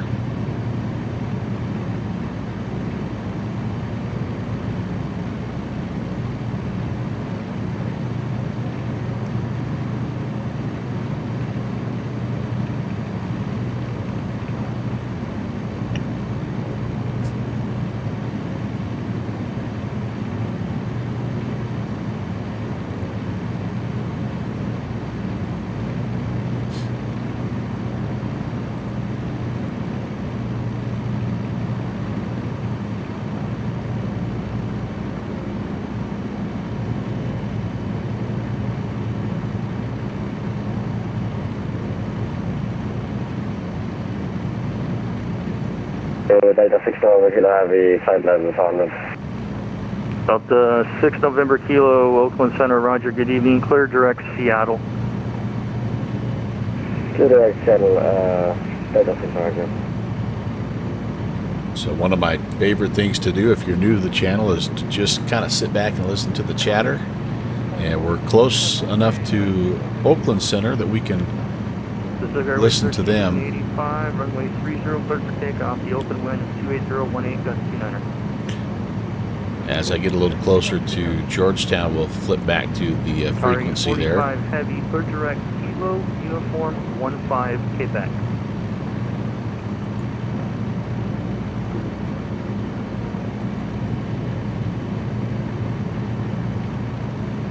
November Papa Kilo is going to maintain 2000.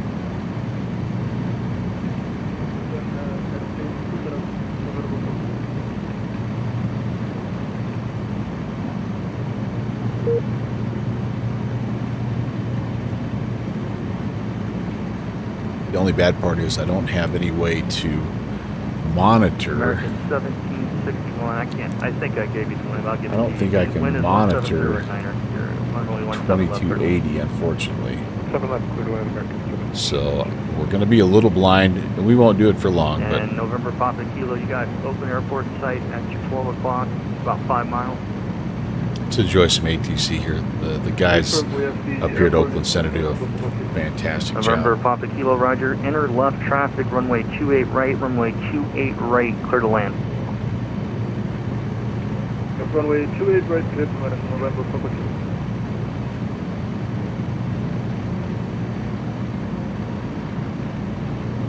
Emirates 214 Heavy, you ready?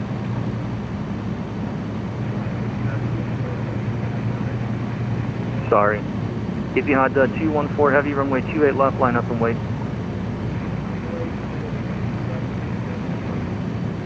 November Bravo 13, runway 28 right, intersection Echo, cleared for immediate takeoff. On departure, turn right, heading 090.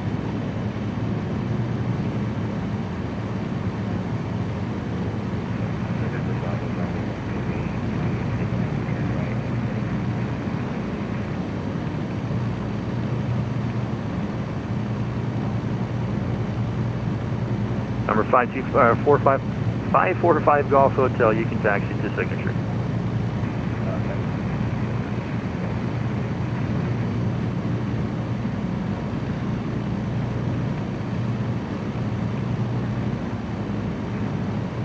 Etihad 214 Heavy, the traffic, Cessna traffic departing off runway 28 right will be turning away. Runway 28 left, cleared for takeoff. The wind is 260 at 22, gust 29er.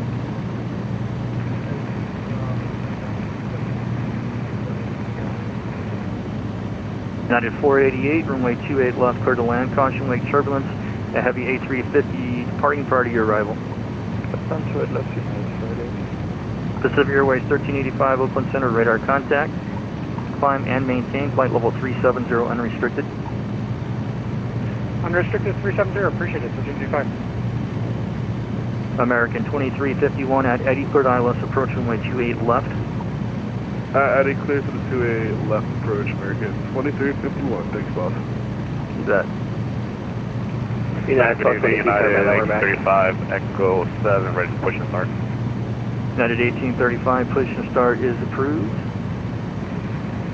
Push and start approved, United 1835. November Bravo, Bravo 13, right turn heading 090, please.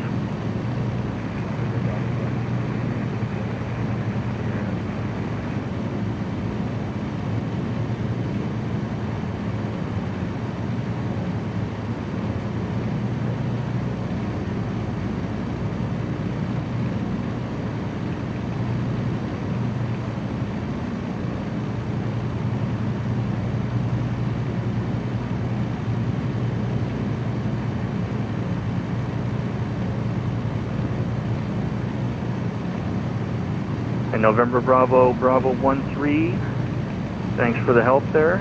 Continue to climb and maintain VFR at or below 1,500, proceed direct Oakland. November Bravo, Bravo 13, maintain VFR at or below 1,500, proceed direct Oakland.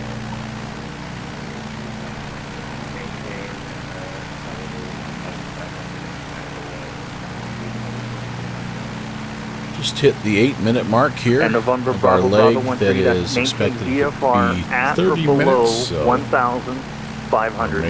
making our way there, heading from Bear Valley to Georgetown here KT in Hot 214 Heavy, Oakland Center, radar contact, climb unrestricted, climb and maintain, flight level northern part of 330. California, here the Sierra Nevadas. Listen to some Oakland United 1222, we're back, sorry about that. ATC Oakland Roger. Center. And version 10 Heavy, radar services terminated, squawk 2000, about 10 north of Finney intersection. Have a nice flight.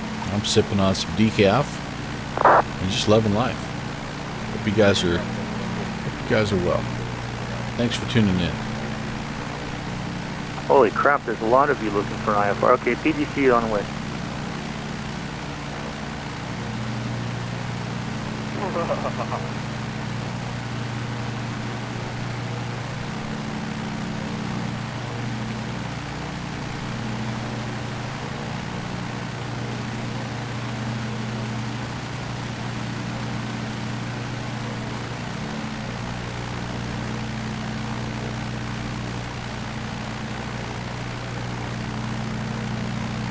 I was looking back at my follows there. I don't think I said thank you to Exo Toby for the follow as well there. So thank you, Exo, if you're still here.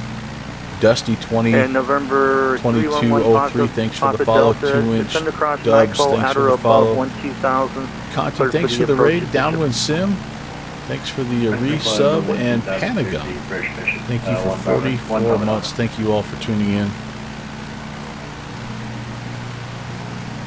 It's the Bush League Backcountry Fly-In, Pacific number Airways 65. 1385, cleared direct Shafter VOR. Direct Chapter, Pacific 1385. Fun hanging out with you. American 1761, welcome to Sacker Tomato. Right turn when able, taxi to the ramp. Right into the ramp, American 1761. That's you. And that's the American 2351. Yes, sir. I'm cleared down below 4,000 for Juliet with 1,800. You're cleared on the approach, so whatever the chart says there for the approach. 6,000 after 6,000 in Eddie and descending after that. Roger, gotcha.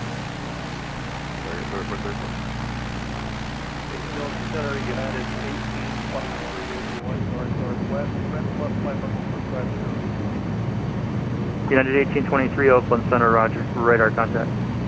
United 930 Heavy, All right, leaving my friends, so airspace this to the north. is Radar happening. services terminated, frequency change approved. Have a nice So flight. the first thing we're going to do is this. We're going to start the descendo and get ourselves down. How about 45 to start? Should be a little indicated airspeed United descent. So 873 Heavy, squawk 2000. as I pull frequency power change back, approved. yep, sure enough, there she goes down the down the BS here. November Bravo 13, enter right traffic, runway 28 right, runway 28 right, number 2, clear to land. Holding 100 knots, or 100 miles an hour actually, as we head down. We just want to try to stay legal here if we can. As you see, the clouds are United building around 488, us. taxi to your gate.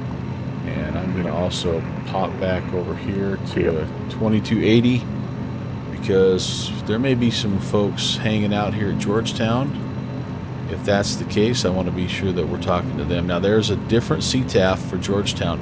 It's 2305. So let me put that in. When we get a little closer, that's what we'll switch to. 2305.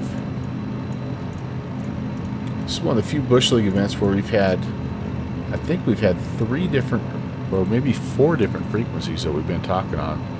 2280, 2290, we had a different one out of Columbia, now a different one in here to Georgetown. I think there might even be a different one as we get up to Nervino.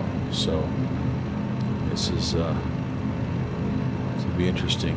Georgetown is 2,600 feet. There is a 3,800 foot peak in front of us here. I believe we're past the 5,000 foot stuff. Yeah, I think we are coming up. I see this lake on the sectional here, so I think we're in good shape there. Bear Valley. I think that's Nick behind us. I haven't heard Chandler. Chandler's out in front of us a little bit. He's out of range, I think. I did hear him earlier, but hey, downwind sim. Hello, Sam. I tell you what, man. So it took me 22 minutes to find the first airfield that should have taken me 8 minutes to find. So that's how well it's gone. So that was just the first little leg up to Eagle Ridge Ranch. But we landed in a nice little open pasture though, and then we finally made it. And then Bear Valley was tough too because there's a lot of snow. It was really covered up in snow. Backward, is it harder? Well, maybe. What's been hard for me is I don't have any VOR tracking ability here. So full disclosure, this leg, this is the longest leg from Bear Valley to Georgetown, and we're using the Magenta assistance. But no, I mean I don't know that it's been harder because I remember struggling finding Bear Valley and Eagle Ridge Ranch to begin with, but I don't know. It's been fun. Regardless, it's been fun. How are things up in Minneapolis?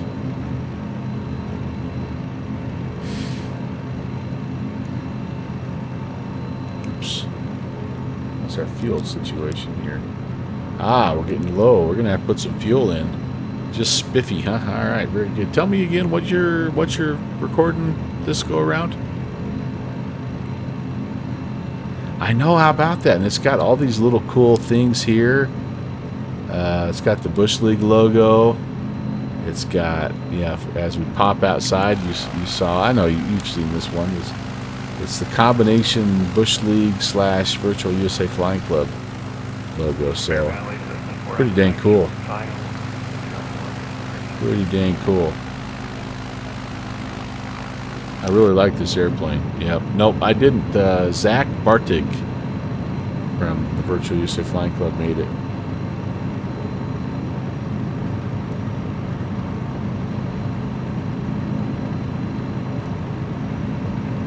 Alright, so we're still on our way down, 4,500. Yeah, so if you go to the liveries channel, this will be one of the ones that's available. But if you have this plane, obviously. So, but yeah, it's cool. JPC reminded me right at the beginning of the stream. I had already loaded up in my other favorite one, the black and white striped one. But once he reminded me that this one was out there, I'm like, oh yeah, I gotta swap it over. So, but no, it's went good. It's went good. It's been very enjoyable.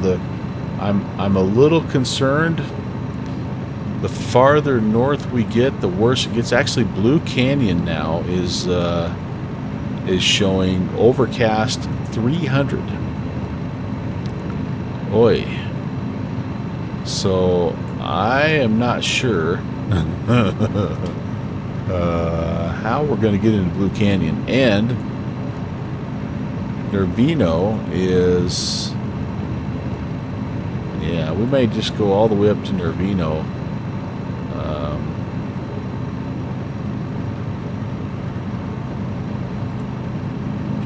Skip ahead here. Let's see what the METAR TAF says. So Nervino, I don't think Nervino has, I don't think it has a weather station. Well, let's see how close. Oscar 02, Nervino. So this is definitely much more VFR, but this is using a METAR station 32 miles away. So, yeah, KTRK. Well, we always have Reno if we have to. If we get in a bind, we can go to Reno. Divert to Truckee, maybe. Here's the problem: is I don't think I have the fuel to make it. Well, another 37. Well, you know what? We're gonna fuel up at Georgetown here. So we could divert to Placerville if Georgetown's socked in. So we're gonna be okay for this leg. But yeah, after this leg, we're gonna have to make some decisions here, aren't we? All right, I'm getting to 4,500. It's gonna level back out. And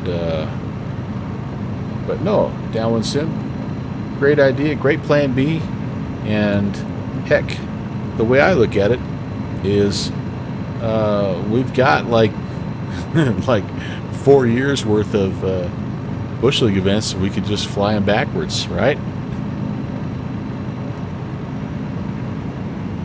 JPC's already calling for a return to the Canyonlands. So at some point in time, we need to think about that, I suppose. But yeah, so this little autopilot thing is like, it's working okay. It's working all right. I'm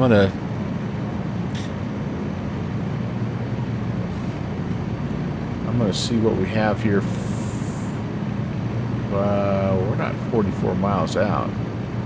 Oh, that. Where are we exactly?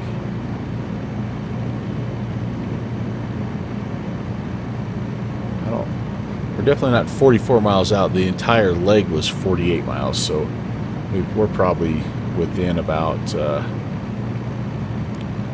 We're over halfway there. That's for sure. But yeah, 2 or 3 months. Yeah, we've been there a lot. That's for sure. Been there a lot. But yeah, and we'll figure that out as we go. But this was a good choice. Nice time of year to fly out here with some challenges as far as snow, kind of farther up the mountains. You can kind of see in the background. We definitely ran into that as we went into Bear Valley, but everything else has been pretty dry. I mean, unfortunately for the people that live here, I know it's a problem. But yeah, gorgeous country, our kind of place, man. This is what we love.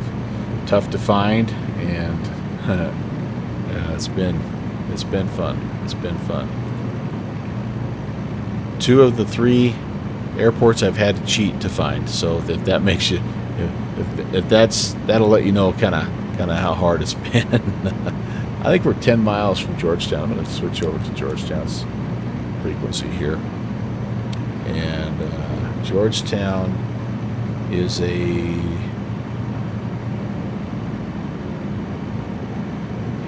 1634 situation here. Okay, cool. So I'm going to plan on, we've got, I think I'll just plan on overflying the field and flying left traffic to land north on 34.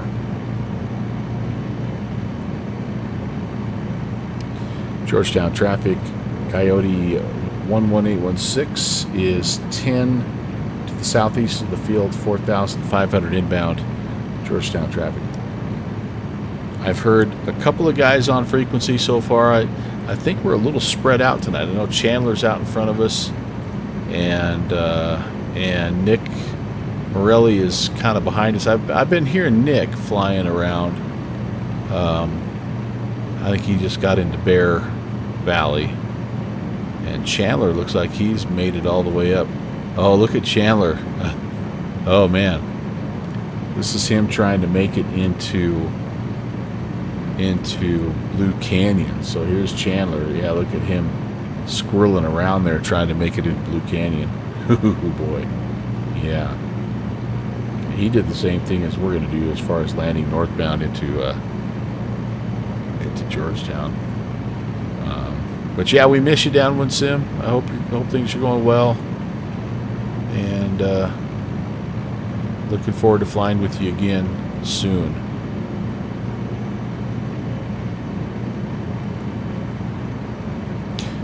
Matt, hello. Welcome, buddy. Happy Monday.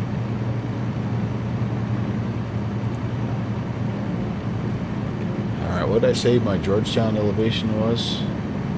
It was 2,600, so I need another 1,000 feet, but I don't feel comfortable quite yet going down that far. Yeah, we are for sure. We are for sure. And I bumped the time back so I could have a good 3 hours to fly, and I've hit 2 of those 3 hours right now. So I know Blue Canyon may just be off the table just because of time. Yeah, we shall see. We shall see. It's never a bad thing to leave 1 or 2 airports out there, right? Because then you really want to come back later on and try to find them. So, all right, guys. Oh boy. There's some stuff happening here, y'all.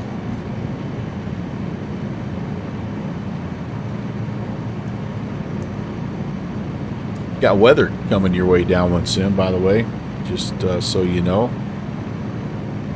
Big storm. It's just picking up a little strength here in the mountains, and it's hauling all that cold air and moisture out your way to unload all the way up and down, like basically a full line of storms all the way from New Orleans all the way up to the Great Lakes, it sounds like, with some rain and snow and tornadoes and all that fun stuff. So I hope you guys are safe, and all your travel goes well. Yeah, not much we can do about it. We're going to get a little bit of snow tonight here. After it was 60 degrees this weekend, I grilled 3 times this weekend. I was like, yes, I'm getting outside. Georgetown traffic, Coyote 816, 5 miles south east of the field, 4,500. We're going to overfly and join left pattern, runway 35, Georgetown. One thing about where you're at right now is they know how to handle snow.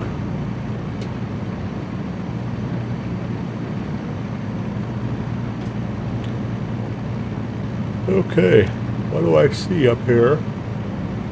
Oh, nothing yet. Iowa Scotsman, yeah, not needing the weather right now while you're trying to car shop. Oh, you're trying to car shop. What are you looking for? What are you in the market for, Ron? I'm ready to fly again.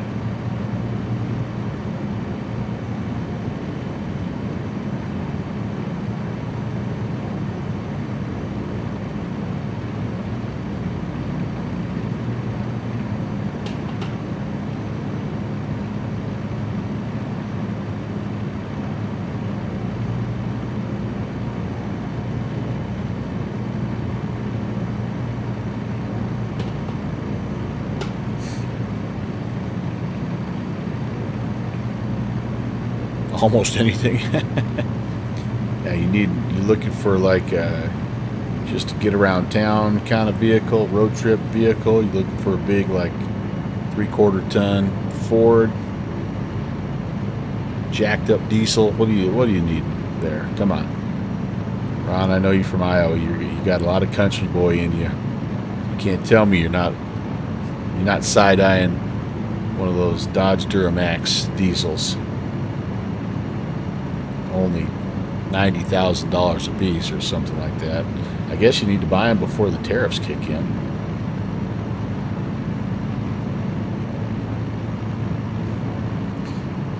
SUV or a bigger car, yeah. Hey, there's a beacon light. That's good. Well, not fun. Uh-oh. But definitely necessary. Well, this might be kind of hard to fly a left-hand pattern because of the... I tell you what we're going to do is this. Georgetown traffic, Coyote 816 is going to enter a right-hand base for runway 35. We're just about 2 miles southeast of the field, Georgetown.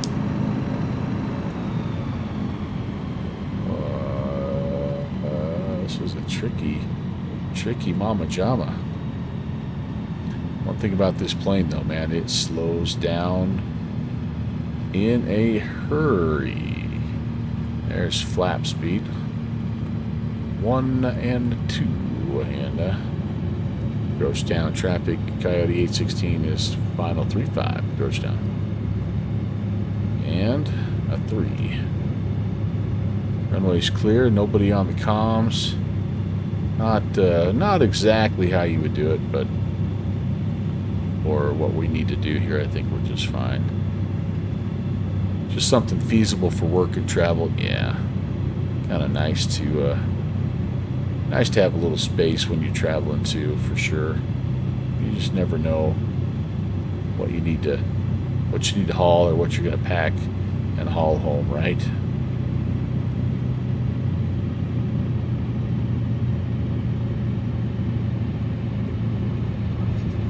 A bit of crosswind there, not much, but just a whisper. No ground loop, no ground loop, no ground loop. There's a bush league sign. Haha.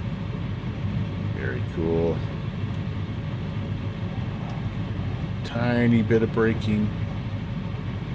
I think you have to backtrack here. No taxiway.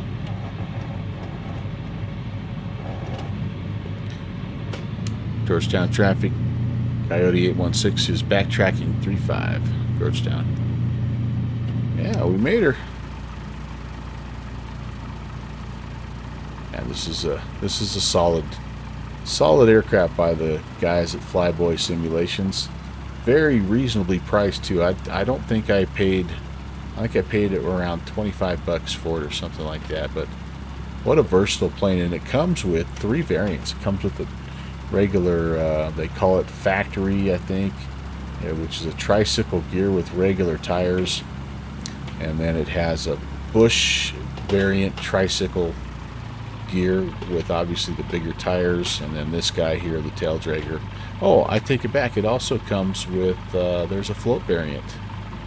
So you definitely get your bang for the buck with this guy. Georgetown traffic, Coyote 816 is clear of runway 35, Georgetown. All right, so we're going to game plan here. We got to get some more fuel.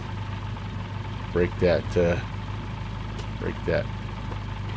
rudder spring out. Yeah, that's close enough. Let's set the parking brake, and we are going to shut down for this particular operation here. Okay. Turn that off. And all right, yeah, because we're a little bit, yeah, we're down. We've got about 4 on that side, so we're about half full. I guess we're not as low as I thought. Yeah, we got half. But you know what? I want to show you this anyway. This is cool. This is another feature of the aircraft. So I put some fuel in our little cargo hold there, and so you have to have 31 pounds of this is how you do it. You go to your weight and balance up here, and you have to have at least 31 in the cargo station aft. if you have that, you'll get this option. Then you click on that door to open it and bring it out. It puts it on the struts there for you. So then you come over like so, and this is the this tells you how much fuel you have in your tank or in your jug. Where's the click spot? Right there on the handle. And just kind of watch it drain out here, and we're going to just sort of let it go to about the halfway point here.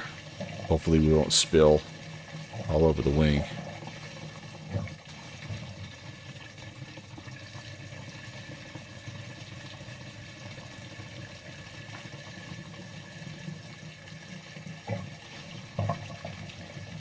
Okay, that'll be good there. That's right, Fuel Simulator 2020. So that guy is closed. And yeah, I mean, it's little goofy stuff, right? Choosy. You know how much I don't necessarily like this kind of stuff, but there's people that do, and so I thought I would show what it looks like. So you kind of have to get your camera in the right spot, grab the handle, and it flips the jug around, and I'm going to just empty the rest of it in here, and we'll see how close we are. I honestly don't know. Like, if you overfill it, I don't know what happens. So hopefully it's not overfilled. Maybe it stops when it's full. I don't know. But what I also like about it is after you're done, there we go. So it puts it back down on the wing for you. But after you're done, you can go tap into the Downwind Sim reserves here. I think. Can't I? I thought there was a... Oh, never mind. I guess you can't. I thought you could tap on this.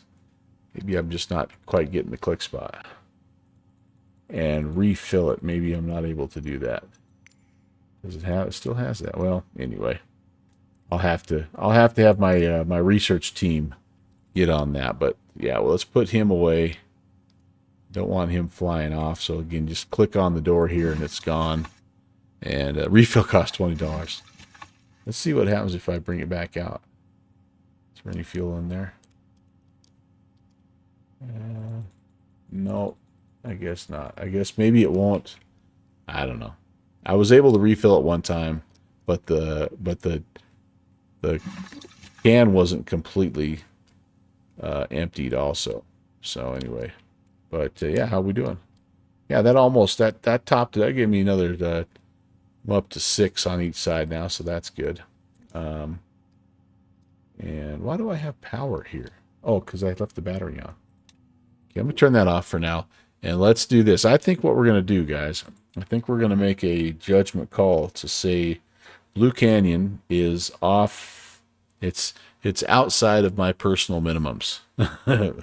There is obviously no instrument approach or anything that we can even load up and try. So we're gonna call Blue Canyon. We're not gonna go there. We're gonna instead head direct to Nervino to finish things off. And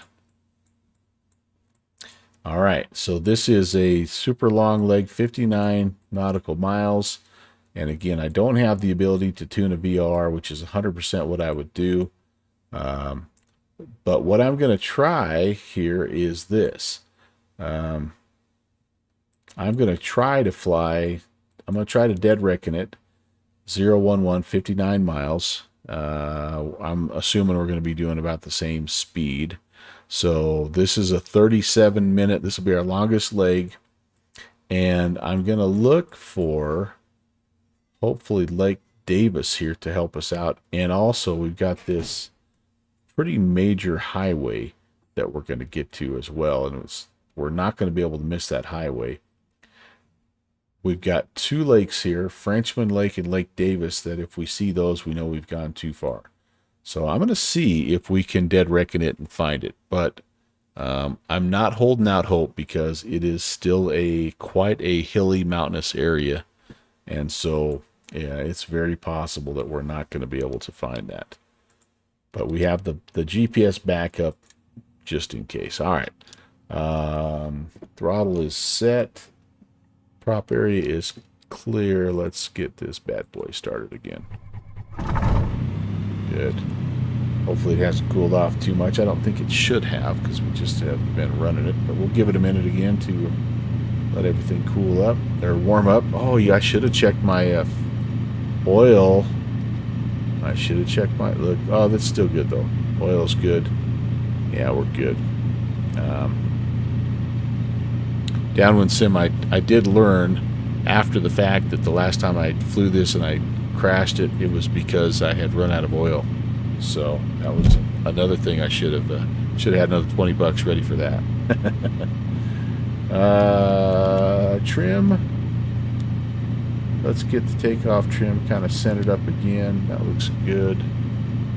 Avionics, panel light, nav light, and everything else here is good. So let me. I'm gonna throw the. Yeah, we could put this on for a while. I don't usually have this on, so I don't know.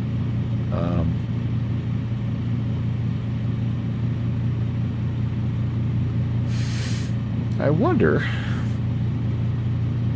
What do you suppose? All right, I do have the manual here. Is it possible to fly page 5? Need a flight plan.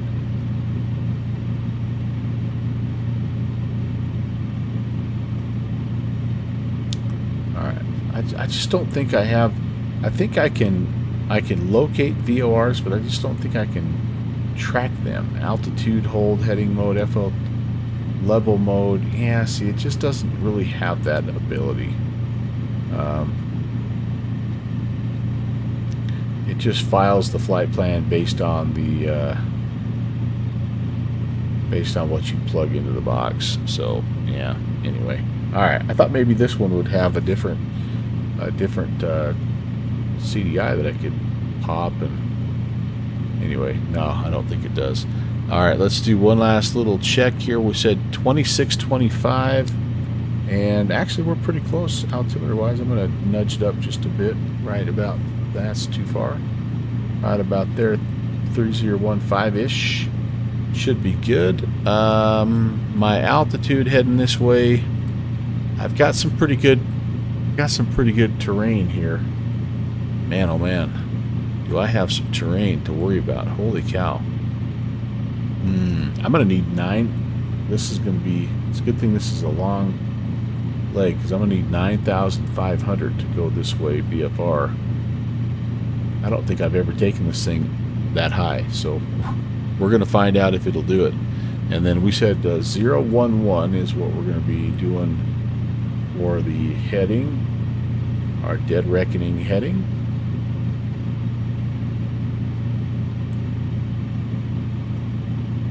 We are squawking still VFR, and we're on ALT mode. All right, I think we're good. I think we can taxi probably down. Do we have a taxiway? Yeah, we have a taxiway. We can go down there. We can depart northbound and be on our way. One final leg, you guys. Terrain, schmarrain, find out what this... If it wasn't so nasty cloud-wise, I wouldn't mind scud running this thing a little bit. There's a couple of options. But, yeah, so what Downwind Sim is suggesting here is if we get kind of up in here and we don't like what we see, we've got Truckee here. We have South Lake Tahoe. We have all this stuff over here on the east side. There's Reno. And we've got options to divert. And we've got a full tank of gas. So we've got options. We'll be fine. What this baby can and can't do, true enough. All right, here we go. Georgetown traffic.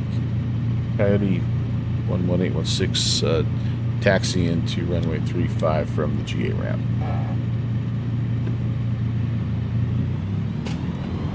Brakes are working.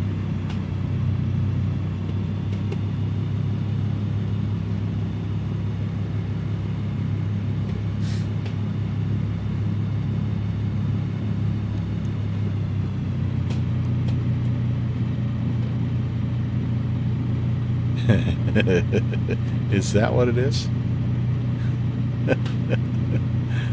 Yeah, I know. You want me to try taking into Blue Canyon, don't you? I'm not gonna fall for your peer pressure. Them's my shoes.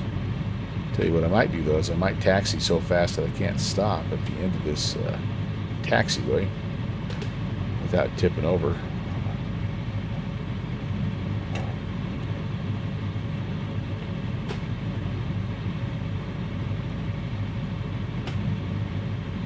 All right. I know, right? Georgetown traffic, Coyote 816, departing runway 35 will be straight out VFR, Georgetown. All right, everyone. Let's do this last leg. Another 30 minutes. I probably will slap it back over to our friends at Oakland Center so we can hear a little chit-chat about this and that. And have one last little vibe session here.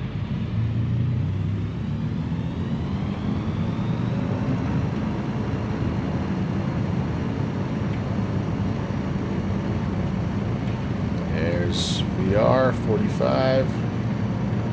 55 is climb speed. Whee! Man, I bet this thing's a rush. I mean, it's not that powerful, but she'll really jump off the runway with you. That's awesome. Flaps coming up.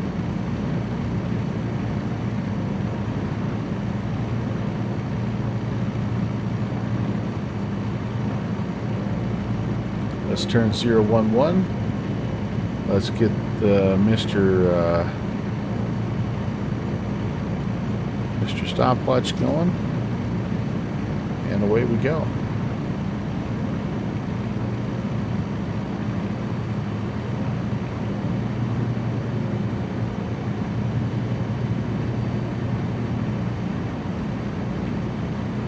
Heading mode engaged. Looking out here. See you later, Georgetown. What a neat little place. I think pretty well done for a little default Microsoft scenery. It's not their strong suit, after all. I may have set my climb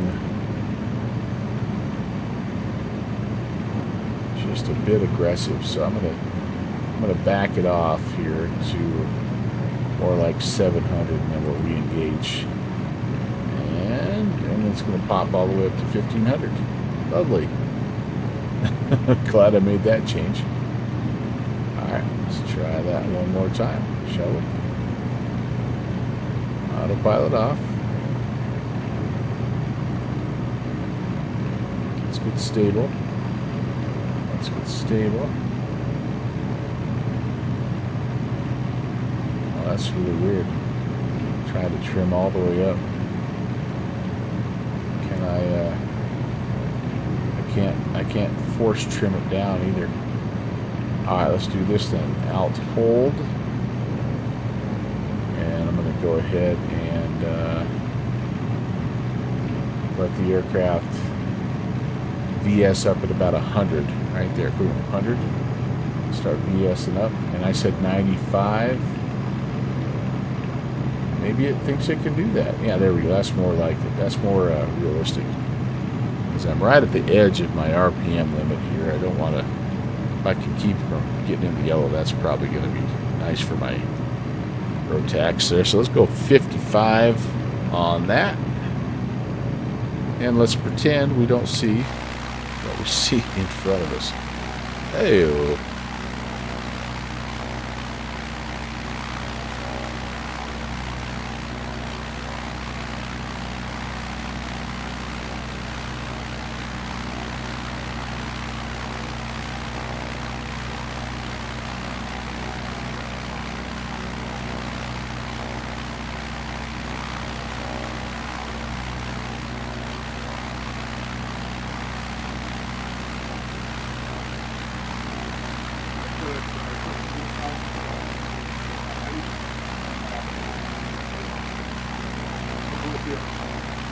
See ya. United 1835, same for you. LA's offline, radar service terminated, frequency change approved. Frequency change approved, United 1835. See ya, good day. See ya. Southwest 3261, at pilot's discretion, descend via the Sutter 4, arrival landing south to Sacramento National altimeter 3015. Descend via the Sutter 4, request you on 017 right south. Plan runway 17 right. Don't said we on all that Zulu, downwind right? sim? Thank you. Plan it over me. United 2247, at RG cleared ILS, approach runway 28 right. At RG cleared ILS, approach runway 28 right, United 2247. United 566, radar contact, altitude leaving. Yeah, lots of clouds. United 566 Heavy, Oakland Center, roger. Climb and maintain flight level 410, resume the departure. We will do our best to try to get over the And top November of 1 them, Lima but Foxtrot, do you have an approach requested? 1 Lima Foxtrot, if we can get RNAV GPS 19 right at Bark. yeah, we got, you know, And 3,000 to November 1 climb, Lima so Foxtrot, clear direct Bark. who knows? Direct Bark, or 1 Lima Foxtrot. It's not very pretty. I probably should have just hedged my bets and stayed there at Georgetown. I could be enjoying a cinnamon roll or something right now.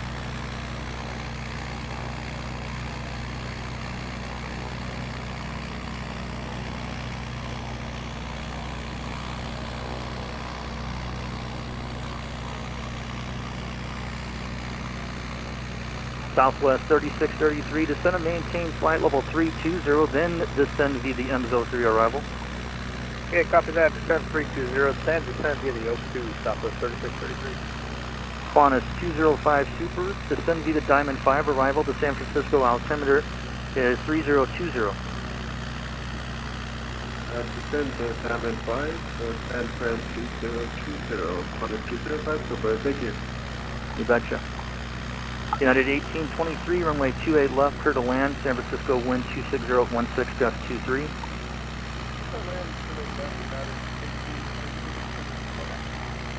Yep, speed at your discretion.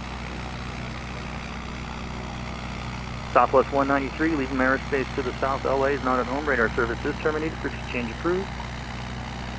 Frequency change approved, good day, Southwest 193. Let's see, Sirius Jet 418 Bravo Golf, at pilot's discretion, descend and maintain 14,000. I'll get you to South Lake Tahoe altimeter. Discretion 14,000, 4 Bravo Golf. And the South Lake Tahoe altimeter is 3008. Well, 8 Bravo Golf.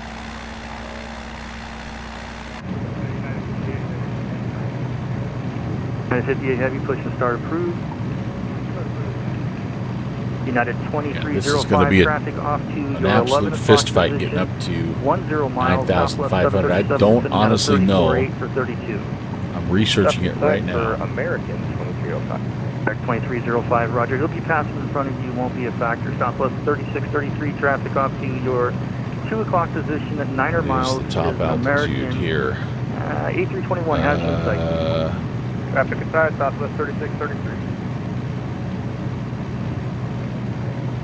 Southwest 3394 at Archie, you're cleared ILS approach runway 28 right.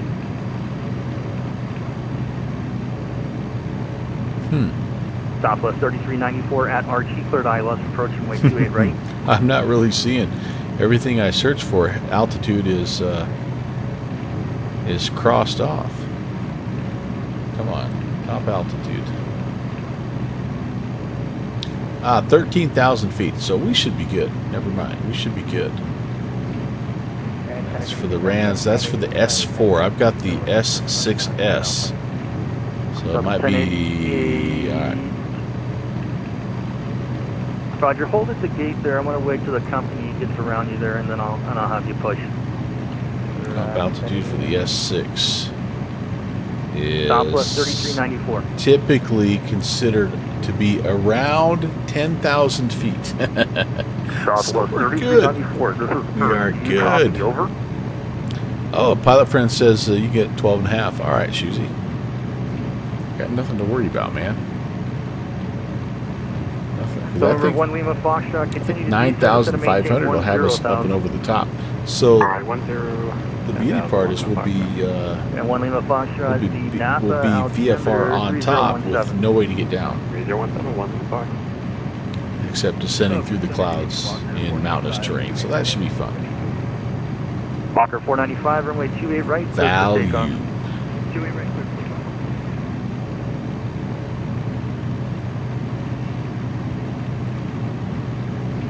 United 566 for traffic, turn 10 degrees to the right.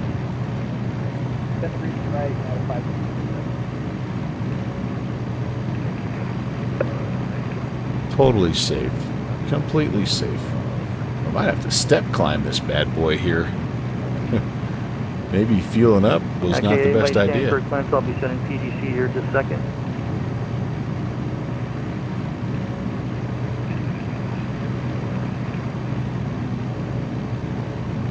Delta 904 taxi to runway 1 right via Alpha 1.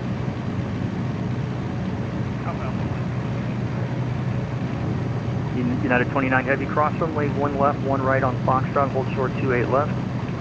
Cross 1 right, 1 left on Foxtrot, hold short 2 left. Delta 1088 after company passes behind you, push and start approved. Sorry, I'm going to company push through Delta 1088.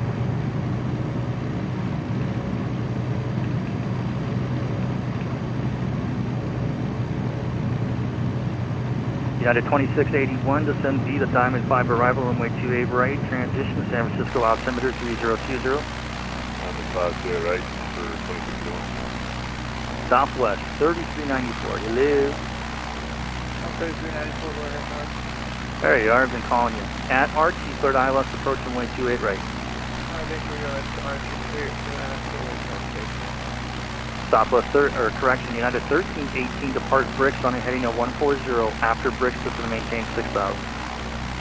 Depart Bricks, heading 140, 6000, United 1318. Walker 495, open center radar, contact altitude leaving. Leaving 40,000 feet. Walker 495, roger, Tommy maintain 10,000 unrestricted. 10,000. November 1 Lima Foxtrot, traffic off to your 10 o'clock position, and we'll call it 9 miles, is a heavy 787 out of 21 climbing to 41. Ready to run the cloud. We're coming out, but we're looking at 1 Lima Foxtrot. You had a 556 Gulfstream at your 12 o'clock position, 8.5 miles out of 25.5 descending.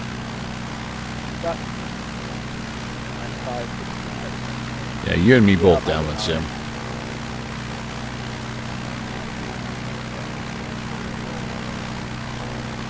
United 1823, taxi to your gates, But frequency use, caution, numerous aircraft. if we're being honest, like we wouldn't be flying with the weather report Ryder.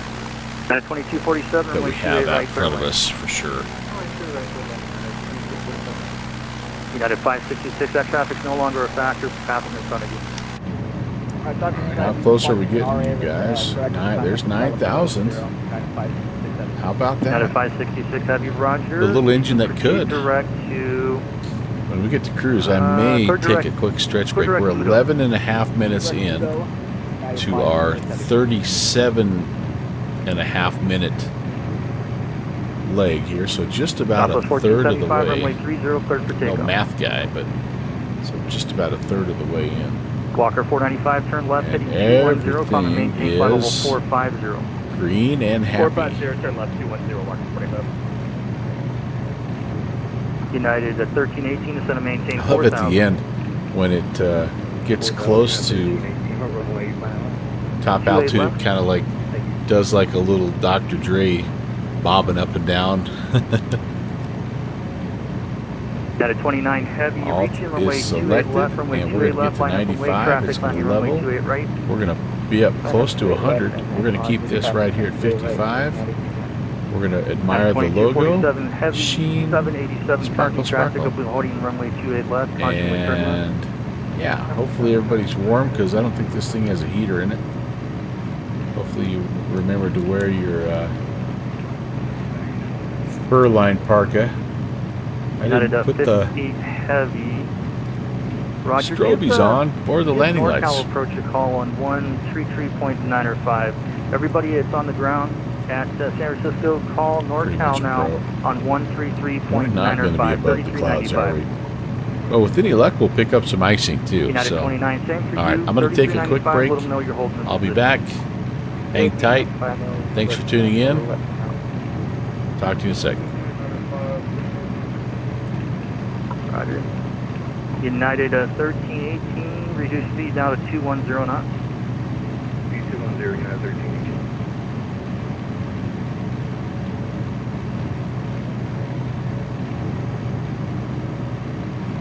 United 1318, turn left heading 100. Left heading 100, United 1318. Southwest 1475, contact departure now on 133.905.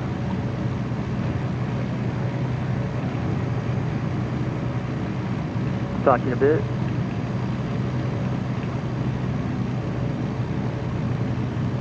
Walker 495, clear direct Mickey. Direct Nicky, Walker 45. Southwest 3394, maintain 170 knots or greater to the San Mateo Bridge. Anybody that's on the ground at San Francisco, contact approach now, 133.905.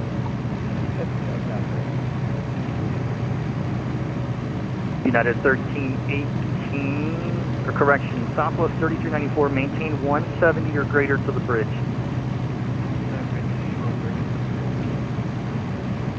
United 1318, turn left heading 030. 030, United 1318. Southwest 1470, never mind. November 1 Lima Foxtrot. I can't find Barks on the chart here. Do you have an altitude for Barks? It was, SMS was showing above 6,000, one of the Foxtrot. Foxtrot, roger. Descend and maintain 6,000, maintain 6,000 to your established on the RNAV GPS runway 19 right approach. Already, cross park 6,000, cleared RNAV GPS 9 right, one of the Foxtrot. United 2247, welcome to San Francisco. Hold short, runway 28 left. Contact approach on 133.905.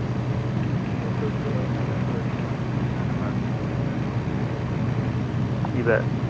United 1318, continue that left turn heading 310. You're 9 miles from Duyet. Maintain 4,000 until established.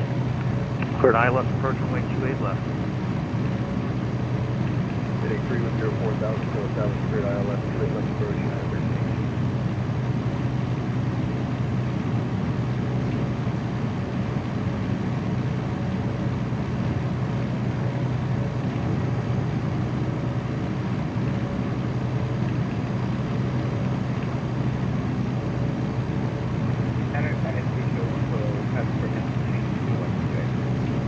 Our 31 Kilo is approved request. Sorry about that. Have a good night. Yeah.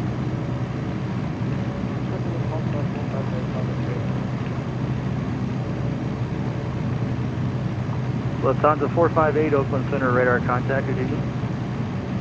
Southwest 142, radar services terminated. Frequency change approved. Nice flight. Unicom, Southwest 142. Yo.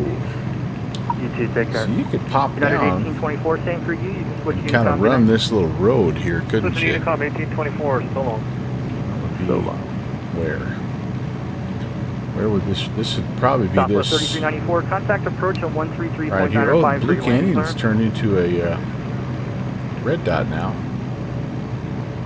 So the temptation here, right, is to grab that and road, 1318, same for you, 3395. Glide on down to Blue Just let them know Canyon. you're getting established for 28 left. Yeah. I'm pretty sure that's where we're at.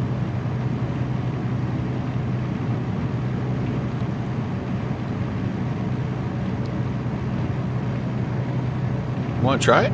Should we try it? Kind of want to try it. And November 418 Bravo Golf, you have an approach requested at South Lake Tahoe? Yeah, we'd like to do the LDA 19. That's a sucker hole, Or correction 18. isn't it, guys? Where would you want to That's take what that? You want is. to take it That's as a sucker Palisade? hole.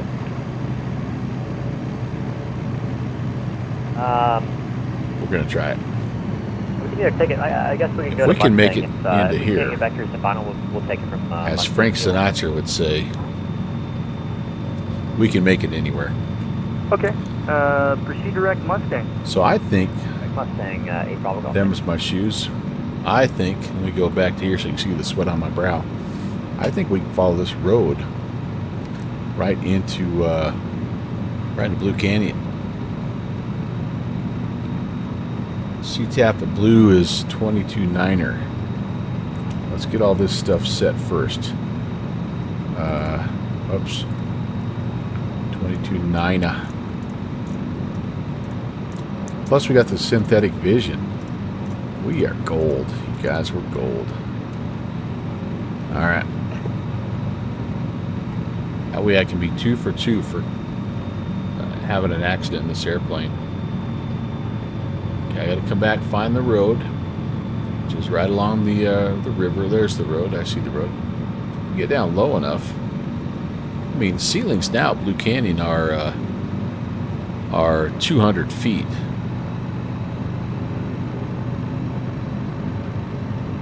We're good. Yeah, downwind sim, we are so good. We are so good, yeah. Alright. So look at all that visibility we got down here. Is there any guarantee that we would be able to find our way down through the clouds up at Nervino? No. There's no guarantee. There's no crying in baseball. Let's do this thing. See what there is to see. Where's your Bush League spirit? All right, I see that lake.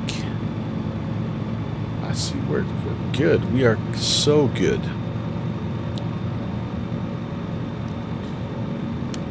Blue Canyon traffic. Coyote 11816 is we're going to say about 3 miles to the northeast of the field inbound. Blue Canyon. I'm going to guesstimate about 3 miles. This road runs us right past Blue Canyon. And see, there's no clouds on the old synthetic vision. So there you go. That's our backup. I'm only basing this off of this lake. What would you say? Say this lake about 3 miles away, I would say.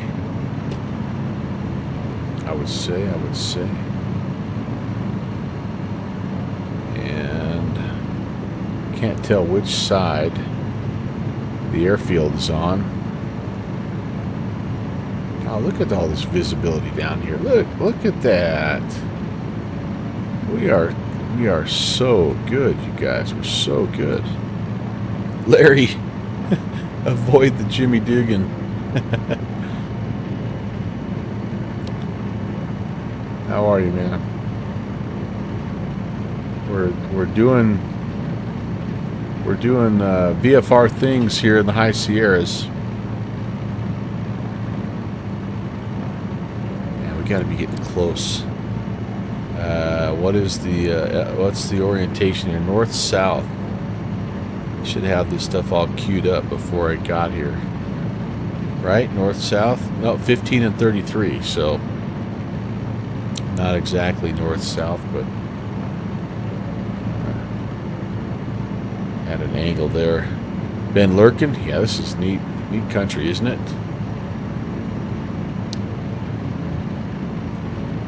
That couldn't have been more than about 5 age abreast of lurk away, guys. Lurk away. Lurkers welcome.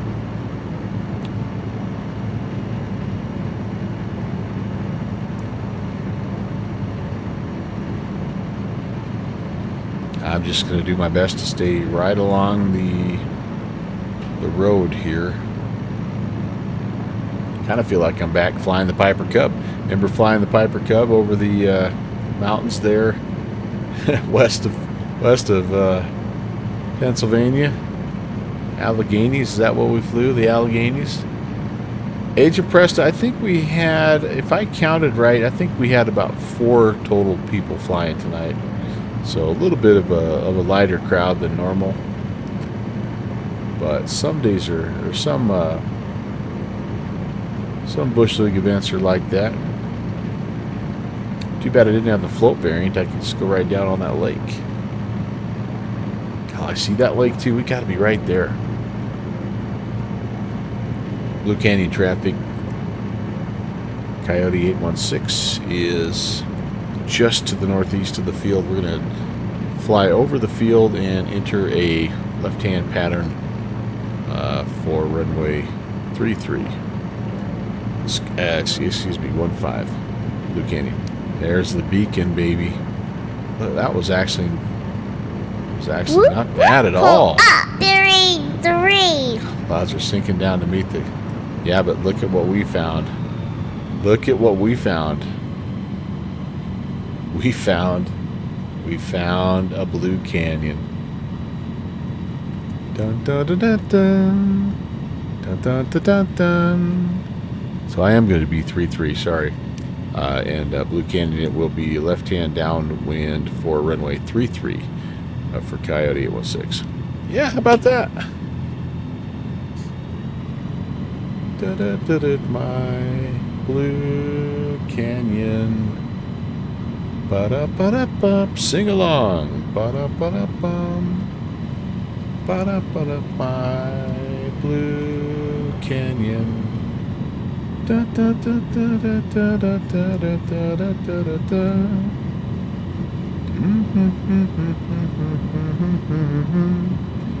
Da da da da da. I don't know the words. Ba-da-ba-da-ba. We're happy in my blue heaven. Blue Canyon traffic, Coyote 816 is left base 33. Blue Canyon. I just remember they were always playing that song on MASH. Oh gosh, I've lost the field.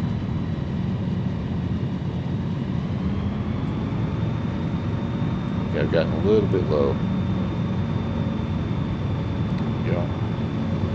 Horrible.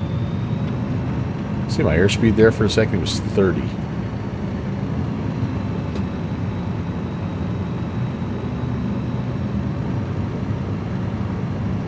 Blue Canyon traffic, Coyote 816 is going around. We're going to stay in the left-hand traffic pattern, landing 33, Blue Canyon. All right, so let's climb. Let's do this right. Let's do this right.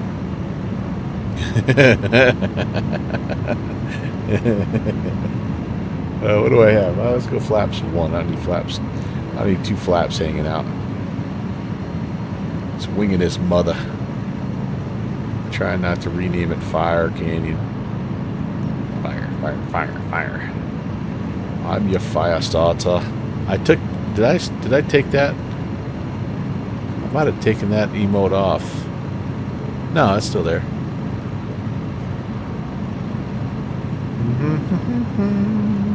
It all started going south when I started singing.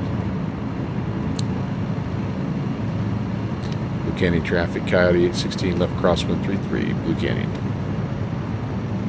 I need to actually watch my compass here because that'll help me. There we go. That's not bad. I didn't exactly make it up to pattern altitude here. I was hoping for, oh, there we go, 6,005. That's going to be pretty close. Blue Canyon traffic, Coyote 816 left downwind 33, Blue Canyon.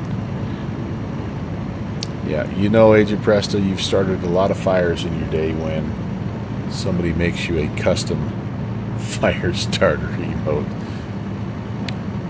Which, again, kind of biased, I think, you know.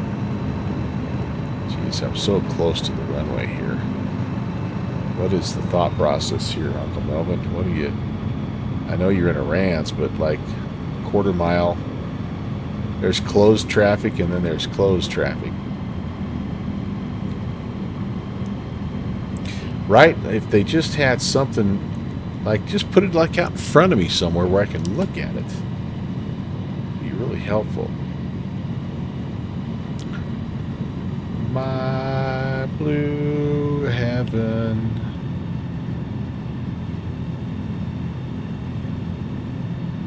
Okay. Blue Canyon traffic. Coyote 816 is left base, runway 33, Blue Canyon. Alright. We may not have a good landing, but the pattern is going to at least look better.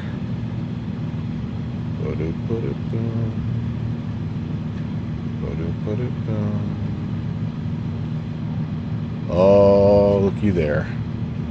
Still a pitch low. At 200 feet right now, that should be a little bit higher. 300 maybe higher. Oh well. Blue Canyon traffic. At 816 is final 33. Blue Canyon. Yeah. Didn't quite get the altitude where I wanted it, but the pattern was a little better. The spacing wasn't as bad as I thought. Second notch of flaps can come out. Speed's not horrible. Yeah, it didn't actually end up being quite so bad. As bad as I thought.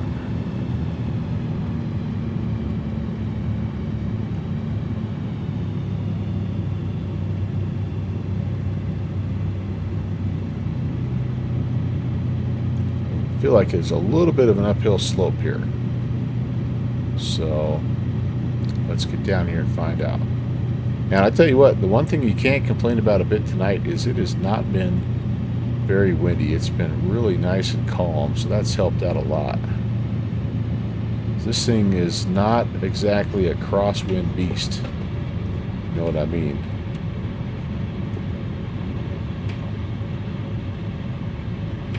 Alright, we're down. Reverser's green.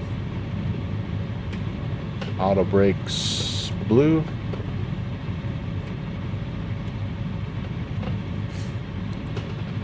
Clean up the spoilers. Flaps up.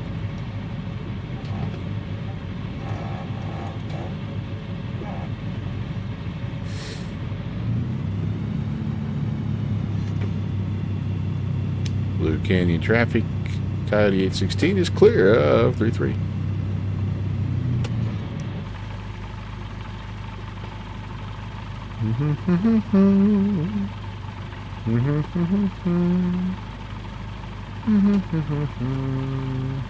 Good job. That's fun. I'm going to call it right here, guys. I don't need to get all the way to Nirvana. Where are we going? Get out of the way in case somebody else is coming in here. Nervino. I don't need to get all the way. I made it to Blue Canyon. I made it into the red dot, so I think this is a great place to call it good while we're ahead, if you will. That's there. Here, here, here, here. Actually, I think you go to kill this thing by shutting off the fuel. I don't think you do the mags to shut it off. Done. And how'd we do? Engine health. Look at us. Look at our engine health. Look at us learning how to do things. Learning how to do the things. Aren't you proud? Downwind Sim, thanks again for putting this event together, my brother. And yeah, it was quite enjoyable. This is a place that never gets old. So I loved it, and we'll leave Nervino out, and yeah, it'll be a fun one to go hit later on. That's a happy engine. That's a lot happier than the other bent frame I left wherever the heck it was. It was one of the Bush League events, that's for sure. Which one would it have been? So if you're just getting here, by the way, this was Bush League Backcountry Fly-In number 65. Here's the link to it. It's all free. Our friend Downwind Sim, he gets in the laboratory and creates all this stuff, and puts it out there for us bush hooligans to enjoy. And so it's the first Monday of every month if you want to come fly along with us. Okay, it wasn't Northern Colorado. It might have been Tahoe South. It might have been here.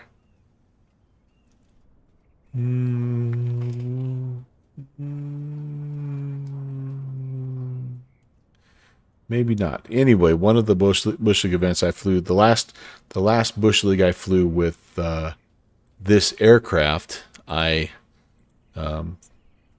I've been talking about on and off, I ran the engine out of oil and the engine failed and I crashed in the mountains. So it was not a highlight, to be sure, of my streaming career. But anyway, we won't we won't go there. We were listening to B-Dub tonight on he's the center guy. I knew that guy sounded familiar. So he's going to be the guy that we rate out. But before we do that, we need to kind of close up shop proper like. So give me just a sec.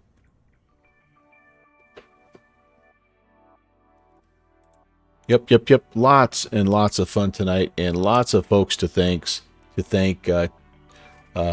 had some new follows. We had Panagon with the 44-month reinscription, and we had Continuum coming in with this mega 107-person raid, and it was a lot of fun to have everybody in here. There were some guys that flew from the Bush Hooligan crew tonight. You may not see this until later, but appreciate you guys that flew along with us, and hope you had fun. Share pictures in the Downwind Sim Discord if you don't mind, and then everybody else who was here for the duration, or even if you just were here for a little while. I can't even tell you how much I enjoy hanging out with all of you guys at the end of the day, and it gives my wife a break for me, so it's like a win-win situation. And it is good to hang out. I'm glad things are going well for you, Downwind Sim, up there in the land of 10,000 lakes, and safe travels back to St. Louis. Okay, that's going to be it for me. Hey, Agent Presta, you as well. I'm back tomorrow, guys. I don't have the exact flight plan laid out, but I am back tomorrow. I'm going to be in the Airbus, I believe, and then Thursday I'm going to be doing some I'm going to be back in that Fokker F-27 Friendship.